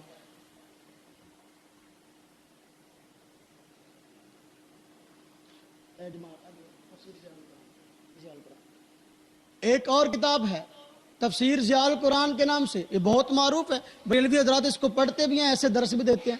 پیر کرم شاہ صاحب نے لکھی ہے اور لاہور سے چھپی ہے 5 جلدوں کے اندر۔ اس کتاب کے اندر کیا لکھا ہے؟ اس کتاب میں اس تفسیر کی ضیاء القرآن، اس کے اندر لکھا، اس کی جلد نمبر ہے 1 اور اس کا صفحہ نمبر ہے 11۔ اس میں لکھا گیا اس باہمی دیوبندی اور بریلوی اختلاف کے بارے میں کہا گیا، اس باہمی اور داخلی انتشار کا سب سے المناک پہلو اہل سنت والجماعت کا آپس میں اختلاف ہے جس نے انہیں 2 گروہوں میں بانٹ دیا۔ دین کے اصولی مسائل میں دونوں متفق ہیں، اللہ تعالیٰ کی توحید ذاتی اور صفاتی، حضور نبی کریم صلی اللہ علیہ وسلم کی رسالت اور ختم نبوت، قرآن کریم، قیامت اور دیگر ضروریات دین میں کلی موافقت ہے۔ کیا کہ ان دونوں گروہوں کے اندر دیوبندی اور بریلوی ہر اعتبار سے موافقت ہے۔ ختم نبوت کا لفظ بھی آیا، ختم نبوت، قرآن کریم، قیامت اور دیگر ضروریات دین میں کلی موافقت ہے۔ ہم کہتے ہیں کلی موافقت ہے، اگر ہم ختم نبوت کے منکر ہیں تو پھر تم بھی ہو، کلی موافقت کا یہی مانا؟ ہاں جی، اگر ہم ختم نبوت کے منکر ہیں پھر تم بھی ہو، اگر ہم نہیں تو پھر تم بھی۔ صفحہ نمبر اس کا 11، جلد نمبر 1، تفسیر ضیاء القرآن، جی پڑھاؤ جلدی جلدی. یہ کتاب ہے، کتاب کا نام ہے ڈھول کی آواز. یہ کتاب 10 علماء کرام کے اس پہ دستخط اور تائیدات ہیں. خواجہ قمر الدین سیالوی صاحب اور ان کی ہمنوا حضرات نے یہ کتاب لکھی ہے، اور بریلویوں کے ہاں ان علماء کا بہت ہی زیادہ اعتبار ہے اور احترام ہے، بزرگان دین شمار ہوتے ہیں. انہوں نے کتاب ڈھول کی آواز لکھی. اس کتاب کا موضوع کیا ہے؟ اس کتاب کا موضوع یہ ہے کہ ڈھول کی آواز جس طریقے سے دھوکہ دیتی ہے، یہ بھی دھوکہ دیا گیا کہ مولانا قاسم نانوتوی ختم نبوت کے منکر ہے. کہا نا بلکہ ختم نبوت کے منکر نہیں ہے، وہ عقیدہ ختم نبوت کے قائل ہیں. جو لکھا گیا حسام الارمین کتاب کے اندر کہ وہ ختم نبوت کے منکر ہیں، وہ غلط ہے اور لکھنے میں تعریف اور خیانت کی گئی ہے. پوری کتاب کا موضوع ہے، کتاب کا نام ڈھول کی آواز ہے. 10 علماء کرام خصوصاً قمر الدین سیالوی صاحب کی اس پہ تصدیق ہے، اور لکھنے والے لکھا گیا استاذی مولانا الحاج الحافظ کامل الدین. ہاں جی، تو اب یہ کتاب سیال شریف سے بھی تصدیق شدہ. کہا گیا عقیدہ ختم نبوت کے منکر نہیں حضرت نانوتوی. اب کوئی آدمی کہتا ہے تو پہلے ان حضرات کو کافر کہنا پڑے گا، اس لیے کہ کافر کو کافر نہ کہنے والا خود کافر ہو جاتا ہے تمہارے اصول کے مطابق. پھر یہ ایک کتاب ہے، اس کتاب کا نام انکشاف حق ہے. کیا نام ہے؟ کتاب کا نام انکشاف حق. لکھنے والے مشہور بریلوی عالم جن کا نام حضرت مولانا مفتی خلیل احمد خان صاحب قادری برکاتی بجنوری. اب یہ کیا لکھتے ہیں؟ پوری کتاب کا موضوع کیا ہے؟ کتاب کا موضوع یہ پوری کتاب حسام الارمین کا جواب ہے کہ احمد خان صاحب نے دیانت سے کام نہیں لیا، اکابر علماء دیوبند کو کافر کہہ کر بہت بڑا جھوٹ بولا ہے. پوری کی پوری کتاب جو ہے احمد خان صاحب کا جواب ہے. ہم کہتے ہیں بریلوی عالم اب یہ خود کتاب لکھ رہے ہیں، کتاب کا نام ہے انکشاف حق، اور لکھا احمد خان جھوٹ بولتا رہا، اس نے حسام الارمین کے اندر جو ہے جھوٹ بولے ہیں، اکابر علماء دیوبند کو کافر کہا. یہ بات غلط ہے. پوری کتاب کا موضوع یہ ہے. اب تم بتاؤ کیا یہ مسلمان رہے کہ نہیں؟ تم کہتے ہو کافر کو کافر نہ کہنے والا خود کافر ہو جاتا ہے. انکشاف حق کتاب ہے. اس کتاب کے اندر کیا لکھا گیا ہے؟ جی جی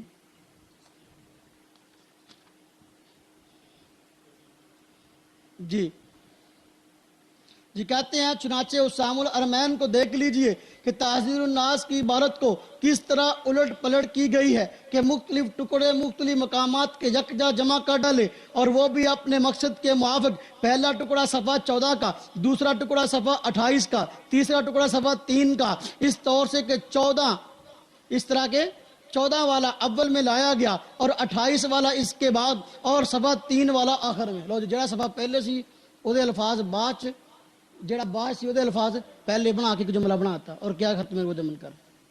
یہ ہے الٹ اور پلٹ. انکشاف حق صفحہ نمبر 189. اسی طریقے سے یہ کتاب ہے، کتاب کا نام ازالت الریب ہے. لکھنے والے ادھر متوجہ ہوں جی، کتاب کا نام ازالت الریب ہے. لکھنے والے میں چھوٹے علماء کا حوالہ نہیں دے رہا، بڑے بڑے علماء کرام. اب یہ بریلوی عالم اشرف سیالوی صاحب یہ کیا کہتے ہیں، ذرا ان کی بات کو بھی سنیے. کہتے ہیں کہ جی دیکھو عبارات کے اندر کانٹ شانٹ کر کے کسی آدمی کو کافر کہنا یہ تو بہت بڑا ظلم ہے، اور کفر کا فتویٰ جڑ دینا یہ بڑی غلط بات ہے. کتاب کا نام ہے ازالت الریب، اور یہ کتاب کس کے خلاف لکھی ہے؟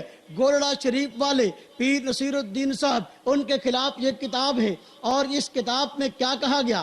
عبارتوں کو کانٹ چھانٹ کر کسی کا کفر کا فتویٰ لگانا یہ بہت بڑی غلطی ہے. کتاب کا نام یہ ہے اور صفحہ نمبر 71 ہے. اور پھر اس کو چیلنج بھی کیا گیا، شاہ نصیر الدین گولڑوی کو چیلنج. اب ان دونوں کا آپس میں اختلاف ہوا. شاہ نصیر الدین گولڑوی نے اس کے خلاف کتاب لکھی ہے اشرف سیالوی کے خلاف، اشرف سیالوی نے شاہ نصیر الدین گولڑوی کے خلاف کتاب لکھی ہے. دونوں نے ایک دوسرے کو گستاخ کہا ہے.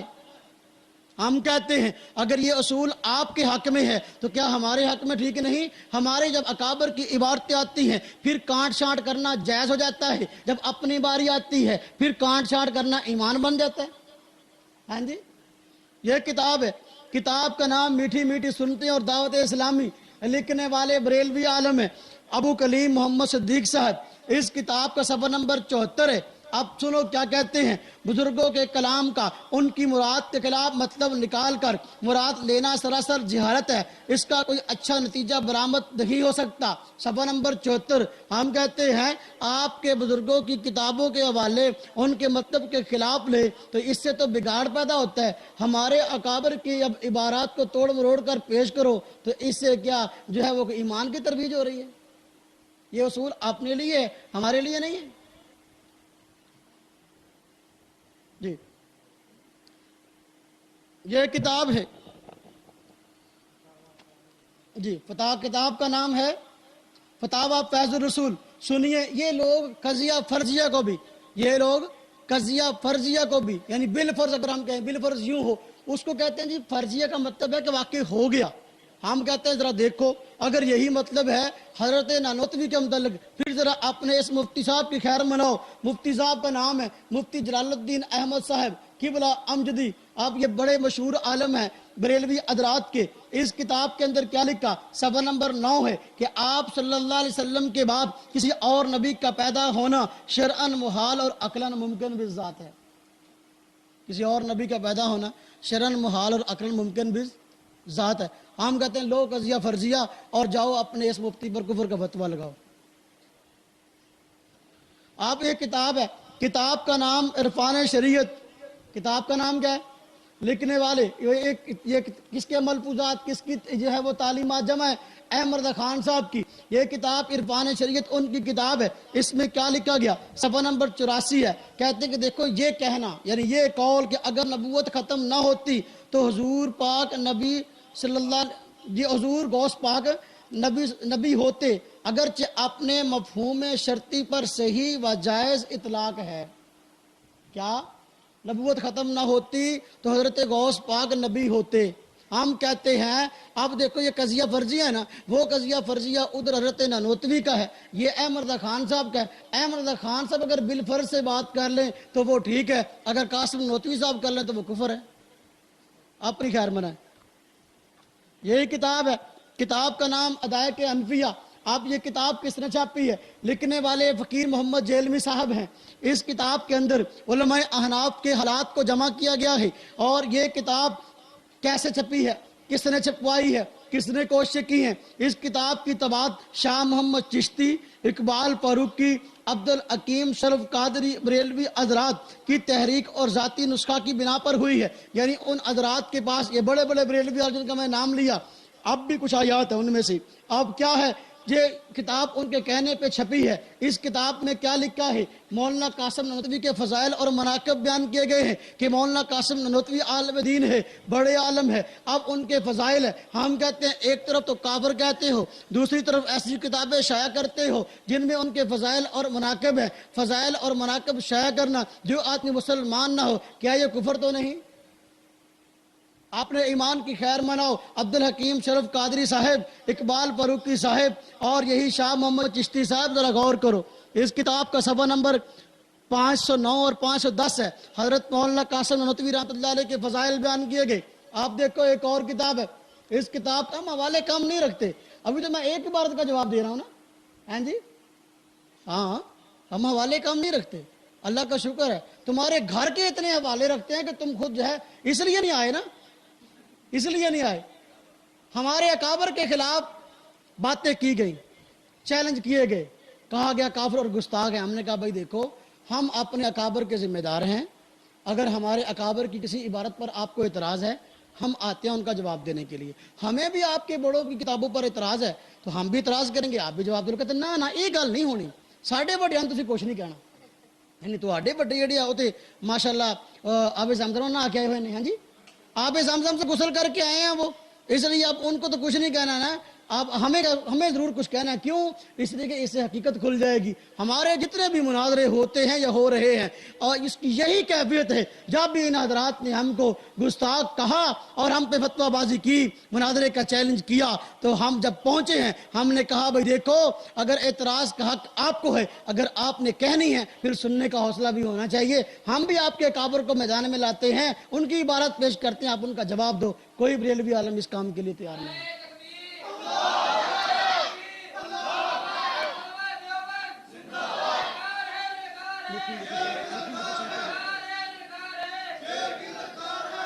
دیکھیں حضرت مولانا قاسم نانوتوی رحمۃ اللہ علیہ کو کافر کہا گیا. ہاں جی، یہ کتاب ہے سیرت رسول عربی. دیکھیے یہ کتاب کون سی ہے. اس کتاب کے متعلق اس کتاب میں لکھا ہے میٹھی میٹھی سنتے اور دعوت اسلامی. کیا لکھا ہے؟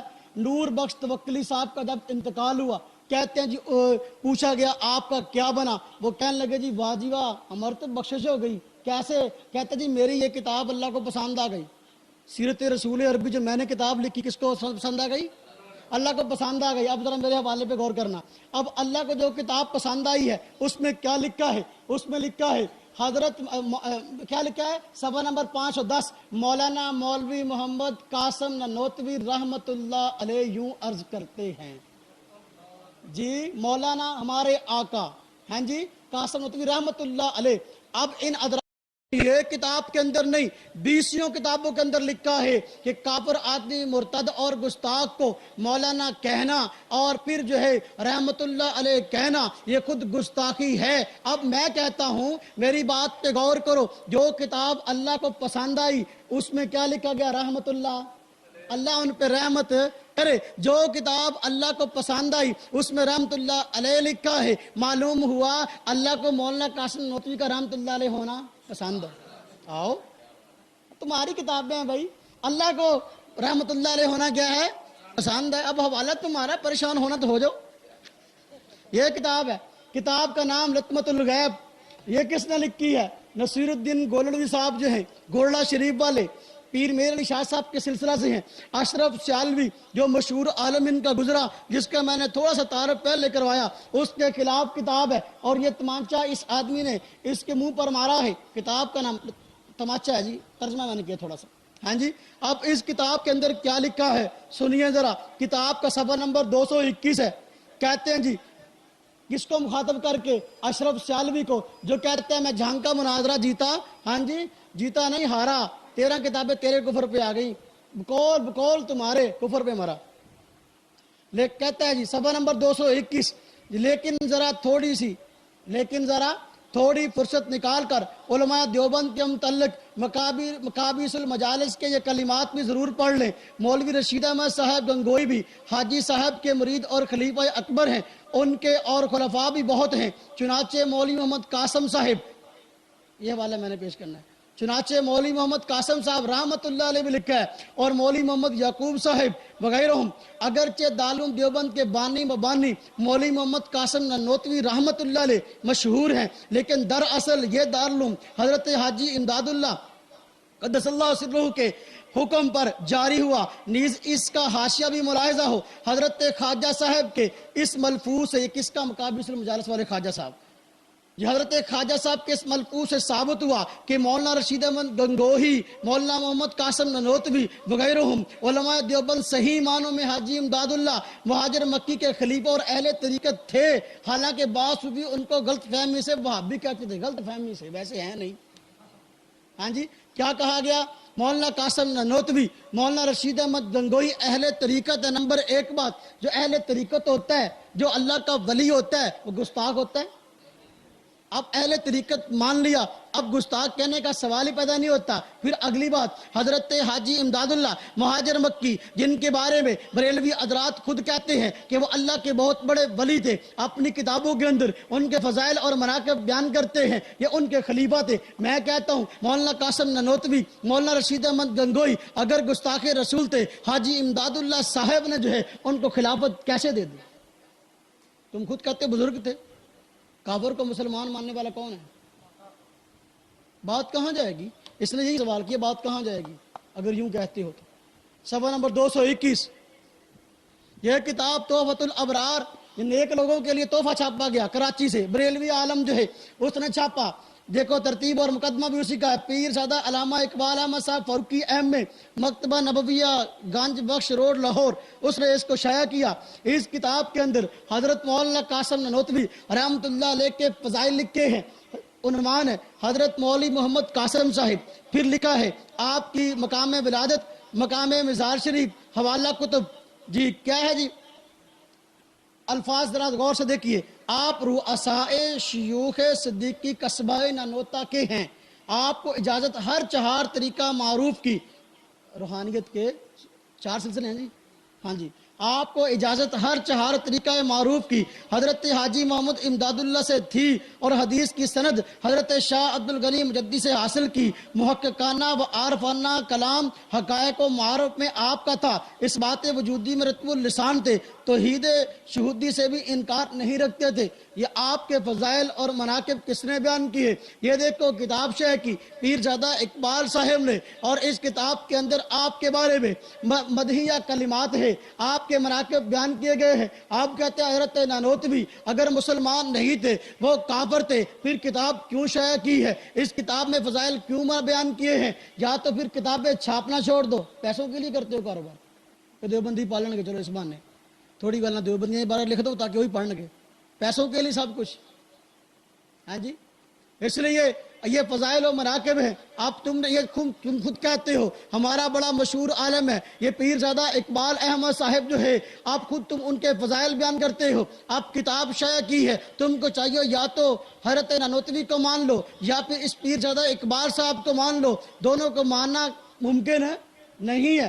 ایک کو اگر مسلمان کہتے ہو، دوسرے کو کافر کہتے ہو، تو اس سے بڑی بددیانتی اور خیانت کیا ہوگی؟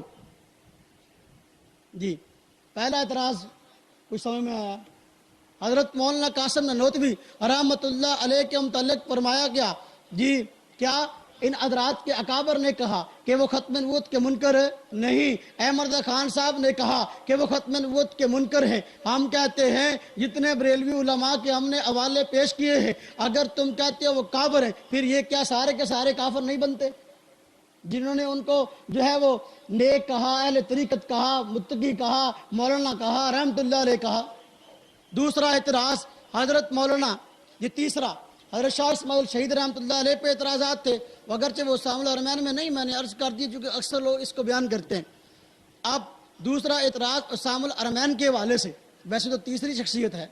اب حضرت مولانا رشید احمد گنگوہی رحمت اللہ علیہ حضرت حاجی امداد اللہ مہاجر مکی رحمت اللہ علیہ کے خلیفہ ہیں۔ یہاں پہلے حوالہ میں پڑھ چکا کہ وہ خلیفہ ہیں۔ اب آپ نے خلافت کیسے دی ہے جبکہ تم خود کہتے ہو حاجی امداد اللہ مہاجر مکی رحمت اللہ علیہ ہمارے بزرگ ہیں، اب خلافت کیسے دے دی ہے؟ اگر وہ مسلمان نہیں تھے خلافت کیوں دی ہے؟ اب ان کے بارے میں اعتراض کیا ہے؟ اعتراض پہ غور کرے، کہتے ہیں جی احمد خان صاحب بات پہ غور کرے، کہتے ہیں جی میں نے ایک فتویٰ دیکھا ہے، اس پہ لکھا ہوا تھا کہ اللہ تعالیٰ جھوٹ بولتا ہے۔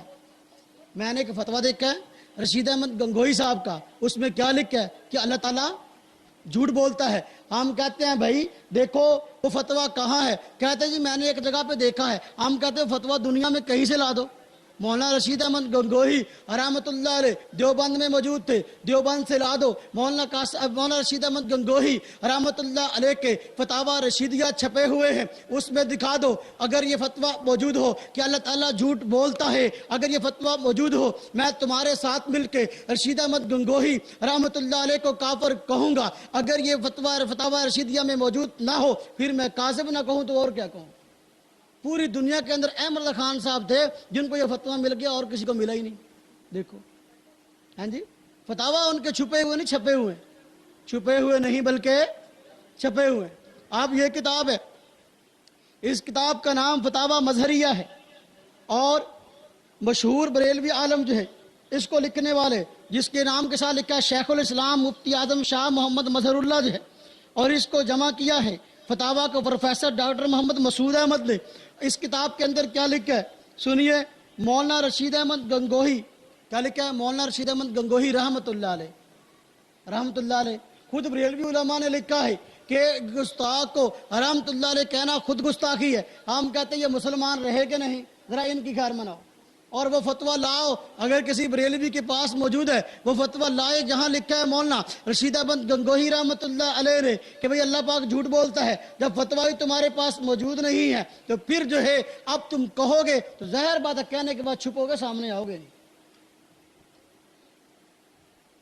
جی صفحہ نمبر اس کا 357 فتاوی مظہریہ، یہ کتاب ہے، کتاب کا نام فیض الرسول ہے۔ اب ایک بات یہاں سمجھ لے، ایک مسئلہ علماء کرام میں چلا ہے، کہ بسا اوقات امکان اور وقوع ان دونوں میں فرق ہوتا ہے کہ نہیں؟ کسی چیز کا اگر امکان ہو کیا اس کا وقوع بھی مانا جا سکتا ہے؟ ہم کہتے ہیں نہیں، یہ قاعدہ کلیہ نہیں، جو چیز ممکن ہو تو اس کا وقوع بھی ہو۔ اللہ تبارک و تعالیٰ جو ہے، اللہ پاک نے خود اپنے متعلق فرمایا ہے ان اللہ علی کل شیء قدیر، بے شک اللہ تبارک و تعالیٰ ہر چیز پہ قادر ہے۔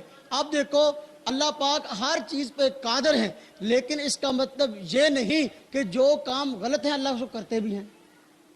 اللہ کل شیء میں ہر چیز داخل ہے کہ نہیں؟ ہاں جی، تو یہاں امکان کہتے ہیں امکان کذب، اللہ تبارک و تعالیٰ کیا جھوٹ بول سکتے ہیں؟ اللہ میں طاقت ہے، ان اللہ علی کل شیء قدیر، طاقت تو ہے لیکن بولتے نہیں۔ امکان کا ہونا اور بات ہے، وقوعاً اور فعلاً بولنا اور بات ہے۔ حضرت مولانا رشید احمد گنگوہی رحمۃ اللہ علیہ نے یہ کہیں نہیں لکھا اللہ پاک جھوٹ بولتا ہے۔ امکان کی بات اور ہے، وقوع کی بات اور ہے، وگرنہ اگر امکان سے بات وقوع والی ہو جاتی ہے پھر ہم بھی حوالہ پیش کرتے ہیں۔ یہ دیکھو فتاوی فیض الرسول، اس کی جلد نمبر 1 ہے اور اس کا صفحہ نمبر 2 ہے۔ اس میں لکھا گیا کیا؟ بے شک مشرکین کی مغفرت تحت قدرت باری تعالیٰ ہے۔ مغفرت مشرکین عقلاً ممکن بھی ذات ہے، مغفرت مشرکین عقلاً ممکن بھی ذات ہے۔ دیکھو اب ممکن بھی ذات کہا گیا، اللہ پاک اللہ کے قرآن کریم میں فرماتے ہیں ان اللہ لا یغفر ان یشرک بہ، ایسے ہی ہے نا کہ اللہ پاک شرک کو معاف نہیں کرتے، وَيَغْفِرُ مَا دُونَ ذَلِكَ لِمَن يَشَاءُ، اس کے علاوہ اور کوئی بھی گناہ ہے اللہ پاک اس کو معاف فرما دیتے ہیں۔ شرک کے بارے میں فرمایا کہ اللہ پاک اس کو معاف نہیں فرماتے، کبھی بھی معافی نہیں ہے۔ اب اس نے کیا کہا کہ اللہ پاک اس بات پہ قادر ہیں، کیا کہا؟ اللہ پاک اس بات پہ قادر ہیں کہ وہ اگر مشرکین کو بخشے تو بخش سکتے ہیں۔ ہم کہتے ہیں اگر امکان سے وقوع لازم آتا ہے پھر تو یہاں سے بھی امکان سے وقوع لازم آ گیا۔ اللہ پاک نے کہاں لکھا ہے کہ میں مشرکوں کو بخشوں گا؟ قرآن پاک میں تو فرمایا گیا مشرکوں کی بخشش نہ ہوگی۔ اگر وہ گستاخی ہے تو یہ بھی گستاخی ہے۔ یہ کتاب جی اگلی شخصیت، وقت کام ہے نا، اعتراض اسام الارمین میں تیسری شخصیت جو پیش کی گئی، میرے بیان کے اندر چوتھی شخصیت حضرت مولانا خلیل احمد سہارنپوری رحمۃ اللہ علیہ، ان کے بارے میں کہا گیا کہ وہ شیطان کے علم کو اور شیطان کو وہ نبی صلی اللہ علیہ وسلم پر قیاس کرتے ہیں۔ کیا الزام ہے؟ شیطان کو نبی صلی اللہ علیہ وسلم پر قیاس ہے، اور جو الفاظ اسام الارمین میں لکھے ہیں کہیں بھی وہ الفاظ اس ترتیب کے ساتھ اس مفہوم کے ساتھ موجود نہیں ہیں۔ کوئی بھی بریلوی عالم اس کو دکھا نہیں سکتا کہ حضرت مولانا خلیل احمد سہارنپوری رحمۃ اللہ علیہ نے اپنی کتاب براہین قاطعہ کے اندر کہیں بھی یہ الفاظ لکھے ہو کہ دیکھو جو شیطان کا علم ہے وہی نبی کا علم ہے، شیطان کو نبی پر وہ قیاس کیا ہو اور وہ مفہوم جو ہے بیان کیا ہو جو کہ احمد رضا خان نے بیان کیا، وہ خیانت ہے۔ ہم کہتے ہیں اگر اس کا حوالہ پیش کرتے ہو ہم بھی حوالہ پیش کرتے ہیں۔ یہ دیکھو کتاب کا نام انوار ساتیہ اور حضرت مولانا خلیل احمد سہارنپوری رحمۃ اللہ علیہ کتاب براہین قاطعہ، اس کا جواب لکھا گیا ہے۔ لکھنے والا مشہور بریلوی عالم عبد السمیع رامپوری ہے، اس نے یہ کتاب لکھی، ضیاء القرآن مکتبے نے اس کو شائع کیا ہے۔ اس کتاب کا صفحہ نمبر 357 ہے۔ اس میں خود جو ہے اس کتاب کے اندر شیطان کو نبی پاک صلی اللہ علیہ وسلم پر قیاس کیا گیا، نبی پاک صلی اللہ علیہ وسلم کو شیطان پر قیاس کیا گیا۔ مثلا کیا کہتا ہے جی؟ کہتا ہے جی دیکھو شیطان ہر جگہ ہے، شیطان ہر جگہ ہے۔ سنیے حاضر ناظر کی دلیل، کہتا ہے شیطان ہر جگہ ہے۔ اب نبی پاک صلی اللہ علیہ وسلم جو ہے شیطان سے افضل ہیں تو پھر آپ صلی اللہ علیہ وسلم ہر جگہ کیوں نہ ہوں گے؟ کیا قیاس کیا ہے؟ میری بات کو ذرا غور سے سننا۔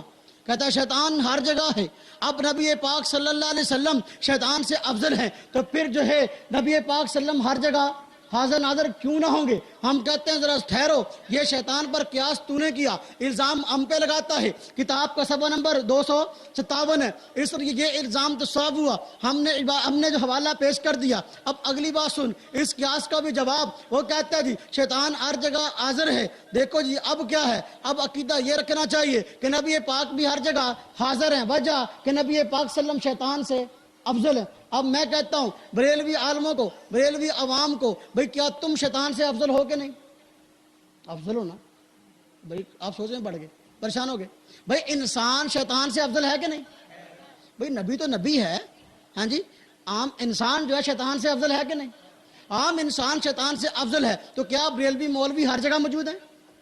ہر بریلوی آدمی ہر جگہ موجود ہے؟ کیسی دلیل ہے؟ اللہ اکبر.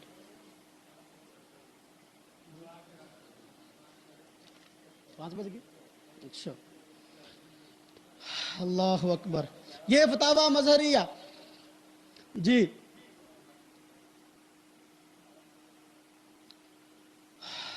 اس کا صفحہ نمبر 377،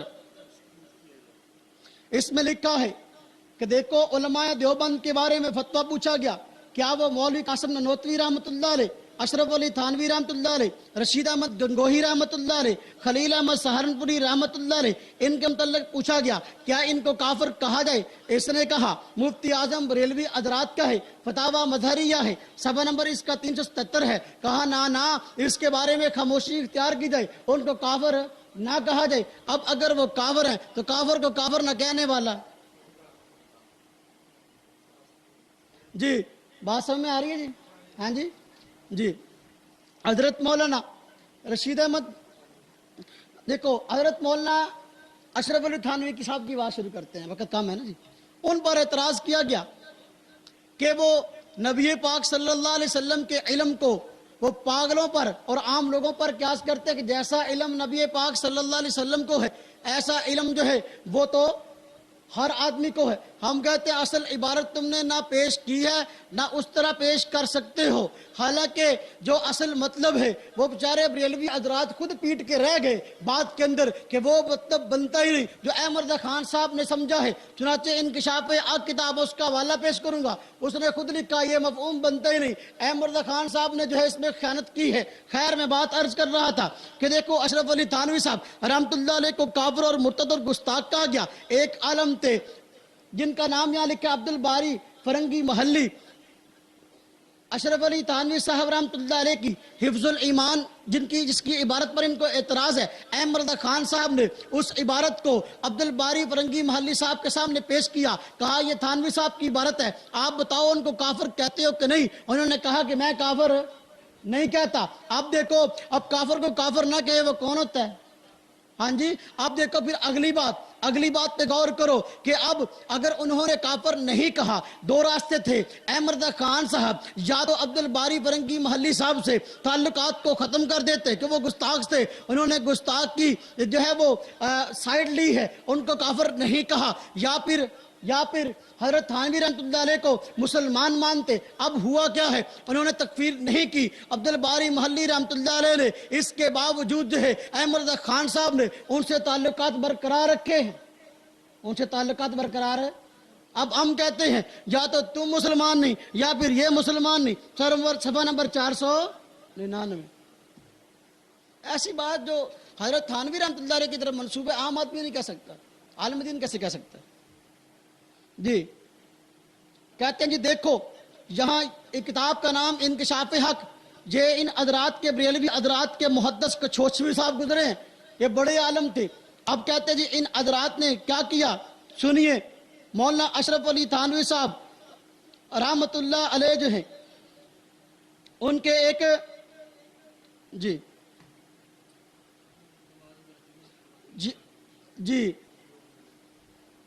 ان کے ایک مرید تھے، دیوبندی عالم تھے، مولانا رشید احمد گنگوہی رحمۃ اللہ علیہ کے ماننے والوں میں ایک عالم تھے.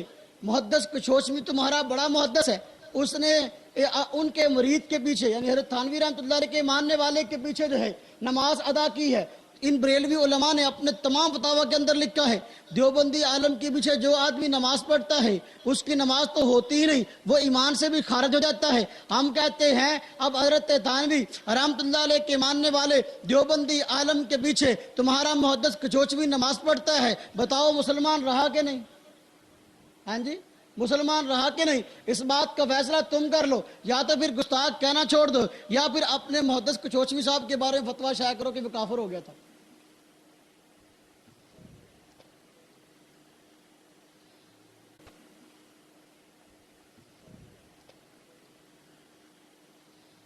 جی اب دیکھو یہ فتاویٰ کن کا ہے؟ پیر میر علی شاہ گولڑی صاحب کا فتاویٰ مہریہ. اس کے اندر کیا لکھا ہے؟ حضرت شاہ اسماعیل شہید رحمۃ اللہ علیہ کے موافق بھی لوگ ہیں، مخالف بھی لوگ ہیں۔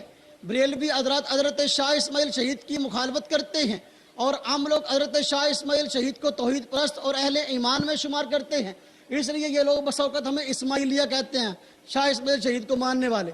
میر علی شاہ صاحب نے یہاں یہ بات لکھی ہے کہ اور اس طریقے سے خیر آبادی علماء جو تھے، خیر آباد کے رہنے والے، ان حضرات نے بھی احمد رضا خان صاحب کے پیچھے لگ کر فتویٰ تکفیر نہیں لگایا، بلکہ علماء دیوبند کی ترجمانی کی ہے۔ ان کے بارے میں بھی، ان دونوں حضرات کے بارے میں، دیوبندی علماء کے بارے میں بھی اور خیر آباد میں رہنے والے جو ہیں علماء کرام بھی، ان کے بارے میں کہا گیا کہ میں ان دونوں کو ماجور اور مصاب جانتا ہوں۔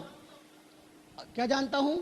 ماجور، جن کو اللہ پاک اجر عطا کرتے ہیں، جن کو اللہ پاک ثواب عطا کرتے ہیں۔ یہ پیر میر علی شاہ صاحب ہیں کہ وہ دیوبندی حضرات کو اور شاہ اسماعیل شہید رحمۃ اللہ علیہ کے ماننے والے افراد کو مسلمان مانتے ہیں، ماجور مانتے ہیں۔ اب تم مجھے بتاؤ، اگر حضرت شاہ اسماعیل شہید رحمۃ اللہ علیہ کے ماننے والے دیوبندی حضرات اگر مسلمان نہیں ہے تو پھر حضرت پیر میر علی شاہ گولڑوی، اب تم ان کے بارے میں کیا کہتے ہو؟ یہ مسلمان رہے کہ کافر ہو گئے؟ اس لیے کہ کافر کو کافر نہ کہنے والا تمہارے اصول میں خود کافر ہے۔ یہ پیر میر علی شاہ صاحب کے بارے میں تم کیا کہتے ہو؟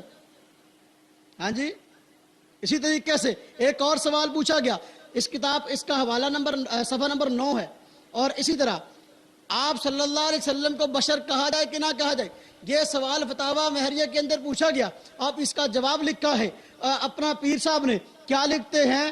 آپ صلی اللہ علیہ وسلم کو بشر کہنے والے اہل سنت والجماعت ہیں، جبکہ دوسرے مفتی احمد یار نعیمی صاحب کہتے ہیں کہ نبی پاک صلی اللہ علیہ وسلم کو انبیاء کو بشر کہنے والے مسلمان نہیں ہیں۔ اب یہ تو مسلمان مانتے ہیں، اب تو پیر میر علی شاہ صاحب مسلمان رہ کے کافر ہو گئے؟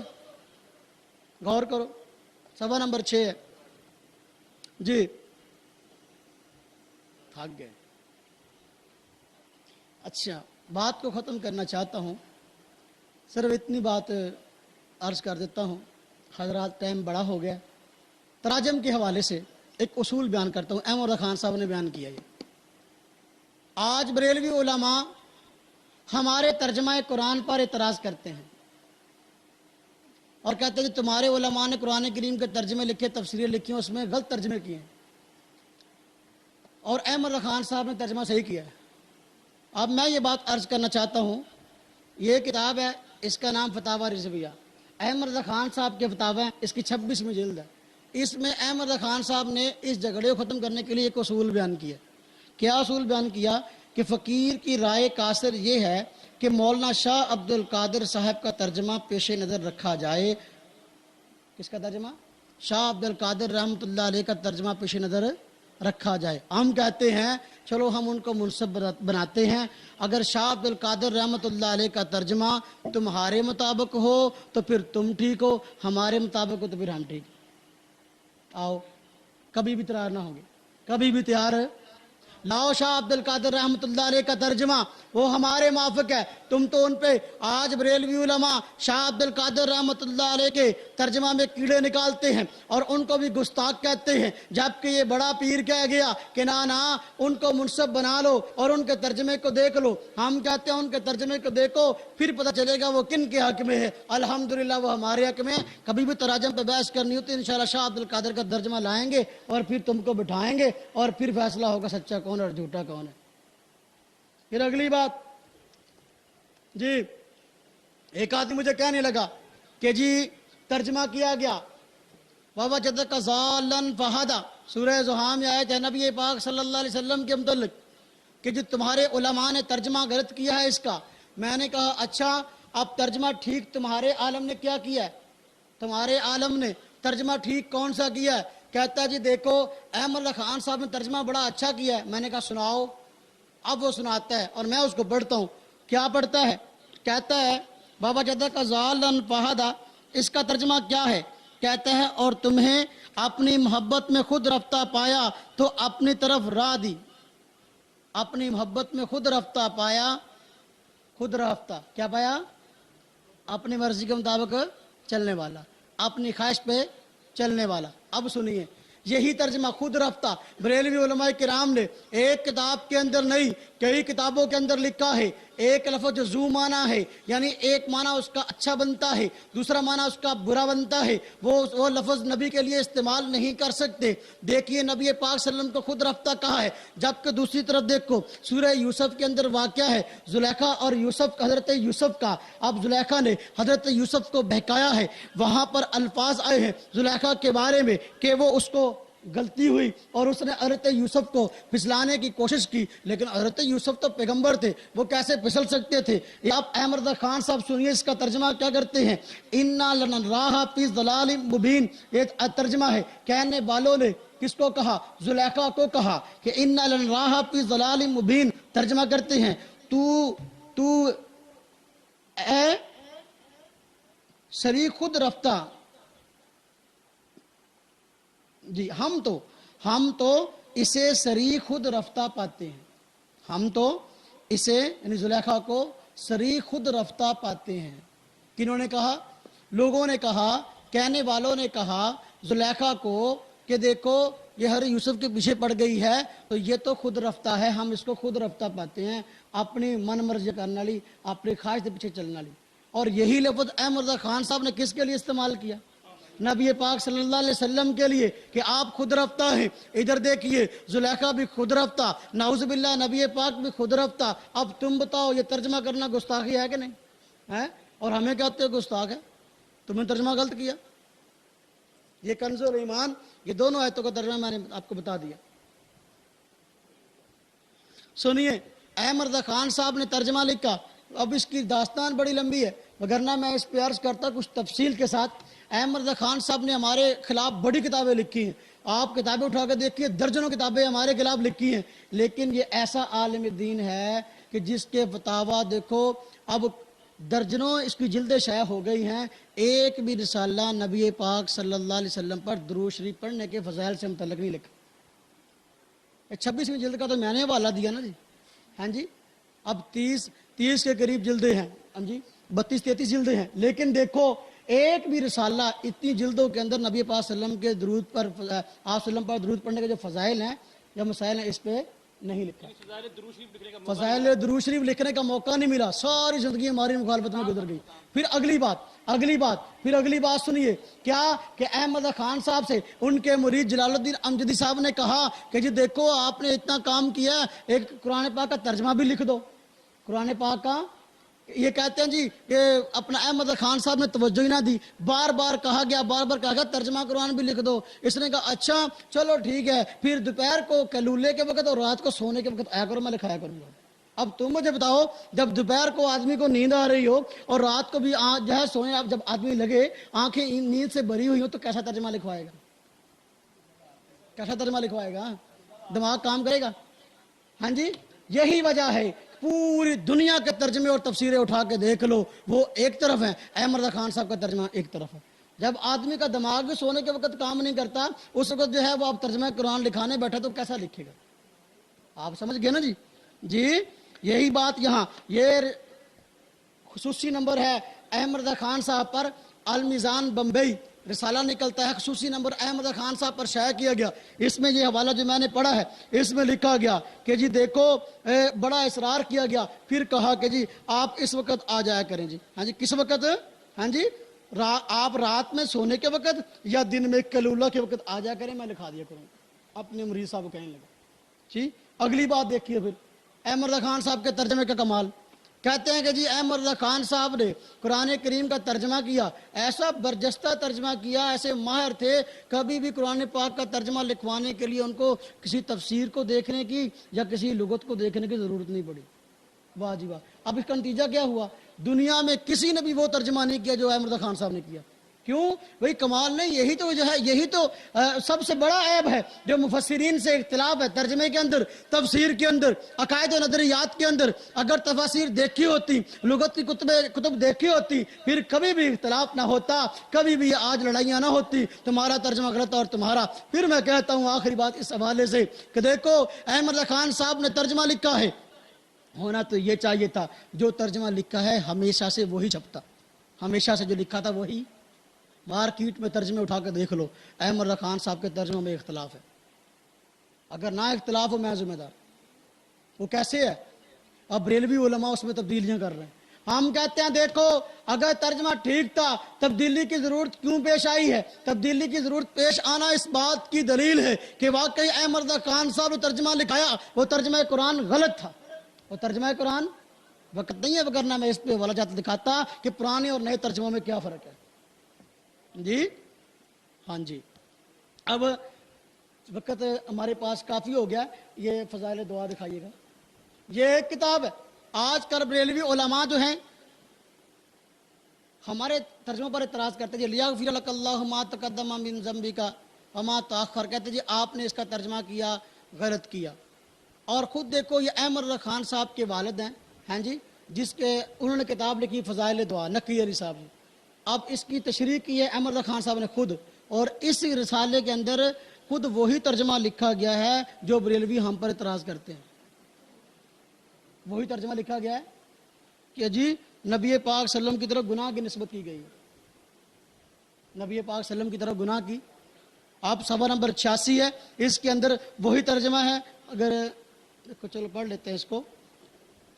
حالانکہ ایسی سختی کے ساتھ ہمارے کابر نے وہ ترجمہ نہیں لکھا جیسے یہ لکھا ہے صفحہ نمبر 86. وَاسْتَغْفِرْ جی دیکھو یہ ترجمہ ہے آیت وَاسْتَغْفِرْ لِذَنْبِكَ وَلِلْمُؤْمِنِينَ وَالْمُؤْمِنَاتِ مغفرت مانگ اپنے گناہوں کی. حالانکہ اس آیت کا ترجمہ ہمارے کعبہ نے کچھ اور کیا. اب مغفرت مانگ اپنے گناہوں کی اور سب مسلمان مردوں اور مسلمان عورتوں کے لیے. ہم کہتے ہیں اگر یہ ترجمہ کرنا گستاخی ہے اور یہ دیکھو نقی علی صاحب نے کر دیا. احمد خان صاحب اس کی شرح کر رہے ہیں. آپ خود دیکھو بھی یہ کیا چیز ہے. پھر اگلی بات کو ختم کر رہے ہیں. اللہ اکبر. ہندوستان کے اندر بزرگ آدمی کو تو کے لفظ سے مخاطب کرنا گستاخی ہے. یہ کس نے لکھا ہے؟ یہ کتاب اصول الرشاد اور اس کتاب کو لکھنے والے نقی علی خان صاحب ہیں احمد رضا خان صاحب کے والد. اور اس کا صفحہ نمبر اس بات کا جو اس میں لکھی گئی ہے صفحہ نمبر 35 اور 228 کہ بڑے بزرگ آدمی کو تو کہنا گستاخی ہے. اب آپ ترجمہ کنز الایمان دیکھ لیجئے. نبی پاک صلی اللہ علیہ وسلم کو ایک جگہ نہیں بلکہ درجنوں جگہ پر تو کہہ کے مخاطب کیا گیا اور خود لکھا گیا اس طرح کہنا گستاخی ہے. اب تم مجھے بتاؤ باپ کچھ کہہ رہا ہے اور بیٹا کچھ کہہ رہا ہے. باپ اور بیٹے کا موقف ایک نہیں ہے تو یہاں پوری امت ایک کیسے ہو جائے؟ ہاں جی جی. خیر آج ہمیں حضرات کہتے ہیں جب ہم کہتے ہیں نا دیکھو بھائی تمہارے اکابر نے گستاخیاں کی ہیں اور دیکھو وہ کہتے ہیں لو جی ہمارے اکابر نے کیسے گستاخیاں کی ہیں؟ آپ کے اکابر گستاخ ہو سکتے ہیں ہمارے اکابر نہیں. احمد رضا خان صاحب نہیں. ہم کہتے ہیں آؤ ہم دکھاتے ہیں پھر آتے نہیں ہیں. اسی طرح ہوتا ہے ہر جگہ پہ. اور پھر وہ ایک دلیل ایک آدمی مجھے کہنے لگا کہ جی احمد رضا خان صاحب جو ہے تمہارے اکابر نے اس کو کافر کہا یا اس کے بارے میں غلط نظریات رکھنے والے کو کافر کہا دکھاؤ کہاں کہا. میں نے کہا بالا جات تو بہت ہیں. ہم ایک رسالہ پیش کرتے ہیں. اس رسالے کا نام ہے خنجر ایمانی برحلقوم رضا خانی. احمد رضا خان صاحب کے ماننے والوں کے خلاف فتویٰ احمد رضا خان صاحب کے خلاف فتویٰ. اور یہ کتنے علماء نے دیا؟ 390 علماء کرام پاک و ہند کے 390 علماء کرام نے فتویٰ دیا کہ بریلوی حضرات جو ہے اس میں جو باتیں لکھی گئی ہیں اور جو اس کا قائل ہے لکھنے والا ہے وہ آدمی مسلمان نہیں بلکہ کافر ہے. اب میں اس کا ایک حوالہ آپ کے سامنے پڑھوں وقت تو نہیں ہے. اب یہ کتاب ہے وصایا شریف یہاں پڑھی ہے. اس میں لکھا ہے کہ احمد رضا خان صاحب کو دیکھنے سے صحابہ کو دیکھنے کا شوق کم ہو گیا. احمد رضا خان صاحب کو دیکھا تو کس کا شوق کم ہو گیا؟ صحابہ کو دیکھنے کا. آپ بتا دو یہ گستاخی ہے کہ نہیں؟ ہاں جی. خیر ملفوظات میں بات میں موقع بھی شاید نہ ملے. یہ ملفوظات اعلیٰ حضرت دعوت اسلامیہ شیعہ کی میں ایک کتاب کا حوالہ نرز کرتا ہوں وقت کم ہے. یہ ایک کتاب ملفوظات اعلیٰ حضرت دعوت اسلامیہ شیعہ کی ہے. اس کے 2 ایڈیشن ہیں ایک پرانا اور ایک نیا. پرانے ایڈیشن کے اندر سے درجنوں عبارتیں 100 کے قریب عبارتیں احمد رضا خان کی نکال دی گئی. کیوں؟ ہم ان پہ اعتراض کرتے تھے کہ یہ گستاخانہ عبارتیں. دعوت اسلامی نے 100 کے قریب عبارتیں اس ایک کتاب سے نکال دی. کیوں؟ کہ ہم اعتراض کرتے تھے کہ یہ گستاخانہ عبارت. ہم کہتے ہیں یہ عبارتیں نکالنا اس بات کی دلیل ہے کہ واقعی احمد رضا خان نے 100 گستاخیاں کی ہیں. ہمیں گستاخ کہتے ہیں یہ کتابیں یہ باتیں تم نے کیوں نکالی؟ پھر دیکھو جب انہوں نے یہ باتیں نکالی ہمارے رسائل کے اندر مضمون چھپے کہ دیکھو جی اعلیٰ حضرت کے جو ہے یہ بریلوی اعلیٰ حضرت جو ہے اس کی ایک کتاب کے اندر اتنی گستاخیاں تھیں، بریلوی حضرات نے بیچارے نے شرم کے مارے یہ باتیں نکال دی۔ اب یہ بیچارے بڑے شرمندہ ہوئے کہ ہم نے تو بہت بڑی غلطی کر لی، ہم نے خود ہی امرتا خان کو گستاخ مان لیا۔ پھر دوبارہ یہ کتاب شائع کی، پھر دوبارہ یہ کتاب وہی باتیں دوبارہ ڈال دی، وہی باتیں دوبارہ ڈال دی، اور پھر لکھا ہے یہ دیکھو، یہ اس کے اعتذار کے نام سے ہاں جی صفحہ نمبر 2 کہتے ہیں جی ہم نے پہلے کچھ عبارتیں جو ہیں وہ نکال دی تھی، اب دوبارہ داخل کر رہے ہیں۔ کہتے ہیں تمہارے اعلیٰ حضرت کا یہ حال ہے، اور دوسروں کو جو ہے وہ اللہ معاف فرمائے کس منہ سے جو ہے وہ گستاخ کہتا ہے۔ خیر میں بات عرض کر رہا تھا، یہ بریلوی عالم جہاں آیا تھا جس کا نام مولوی اسحاق ہے، اس نے تقریریں کی اور پورا مہینہ ہمارے اکابر کے خلاف جو ہے زبان درازی کی، ان کو کافر اور گستاخ کہتا رہا۔ اور پھر جو ہے یہاں ایک اور آدمی ہے ناصر کے نام سے، اور اس آدمی نے جو ہے یہاں ہمارے ساتھیوں کو پریشان کرنا شروع کیا کہ تم گستاخ ہو، آؤ ہم سے بات کرو، ہمارے مولوی صاحب سامنے آئیں گے اور تمہارے اکابر کی گستاخیاں دکھائیں گے۔ مجھ سے ساتھیوں نے رابطہ کیا، حضرت مولانا طارق صاحب دامت برکاتہم نے رابطہ کیا اور ساتھیوں نے رابطہ کیا، تو میں نے کہا بھئی دیکھو اس سے یہ بات لکھوا لو کہ دیکھو بھئی اگر ہماری اکابر کی عبارتیں تمہیں بری لگتی ہیں، ان پہ اعتراض ہے، ہم جواب دینے کے لیے تیار ہیں، ہم بھی آپ کے بڑوں کی عبارتیں نقل کریں گے، آپ بھی ان کا جواب دینا۔ اب پہلے تو اس بات پہ راضی نہ ہوئے، پھر مشکل سے جو ہے وہ اس سے لکھوا لیا گیا یہی بات کہ ٹھیک ہے جی اگر دیوبندیوں کا عالم جو ہے ہمارے اکابر کی عبارت پر اعتراض کرے گا تو ہم جواب دیں گے۔ اب یہ لکھ دیا، لیکن جب اپنے مناظرین سے رابطہ کیا کوئی بھی اس کام کے لیے تیار نہ ہوا۔ یہی وجہ کہ آج ہم بیٹھے ہیں وہ نہیں آئے، ہم بیٹھے ہیں اور وہ نہیں آئے۔ یہ ایک مرتبہ نہیں ہوا، یہ کئی مرتبہ ہوا۔ انشاءاللہ جب بھی کبھی آمنا سامنا ہوا تو ہم کہیں گے بھائی اگر اپنے اکابر کی بات سننا چاہتے ہو تو آؤ ہمارے سامنے، اگر کہنا جانتے ہو تو پھر سننے کا بھی حوصلہ رکھو۔ اللہ رب العزت جو ہے ہم سب کو صراط مستقیم پہ قائم دائم فرمائے، اور اللہ پاک ہم سب سے راضی ہو، آپ کا بیٹھنا قبول فرمائے۔ وآخر دعوانا ان الحمدللہ رب العالمین۔ دعا رب العالمین والعاقبۃ للمتقین والصلاۃ والسلام علی سید الرسل وخاتم الانبیاء والمرسلین۔ یا اللہ ہم سب کے گناہوں کو معاف فرمائیے، یا اللہ تمام پریشانیوں کو دور فرمائیے، جتنے مسلمان بھائی بیمار ہیں گھروں میں اسپتالوں میں سب کو صحت کامل عطا فرمائیے، یا اللہ سب کو صحت کامل عطا فرمائیے۔ جتنے مسلمان دنیا سے چلے گئے یا اللہ سب کی مغفرت فرمائیے، جو مسلمان زندہ ہیں ان کو اپنی اطاعت کے مطابق زندگی گزارنے کی توفیق نصیب فرمائیے۔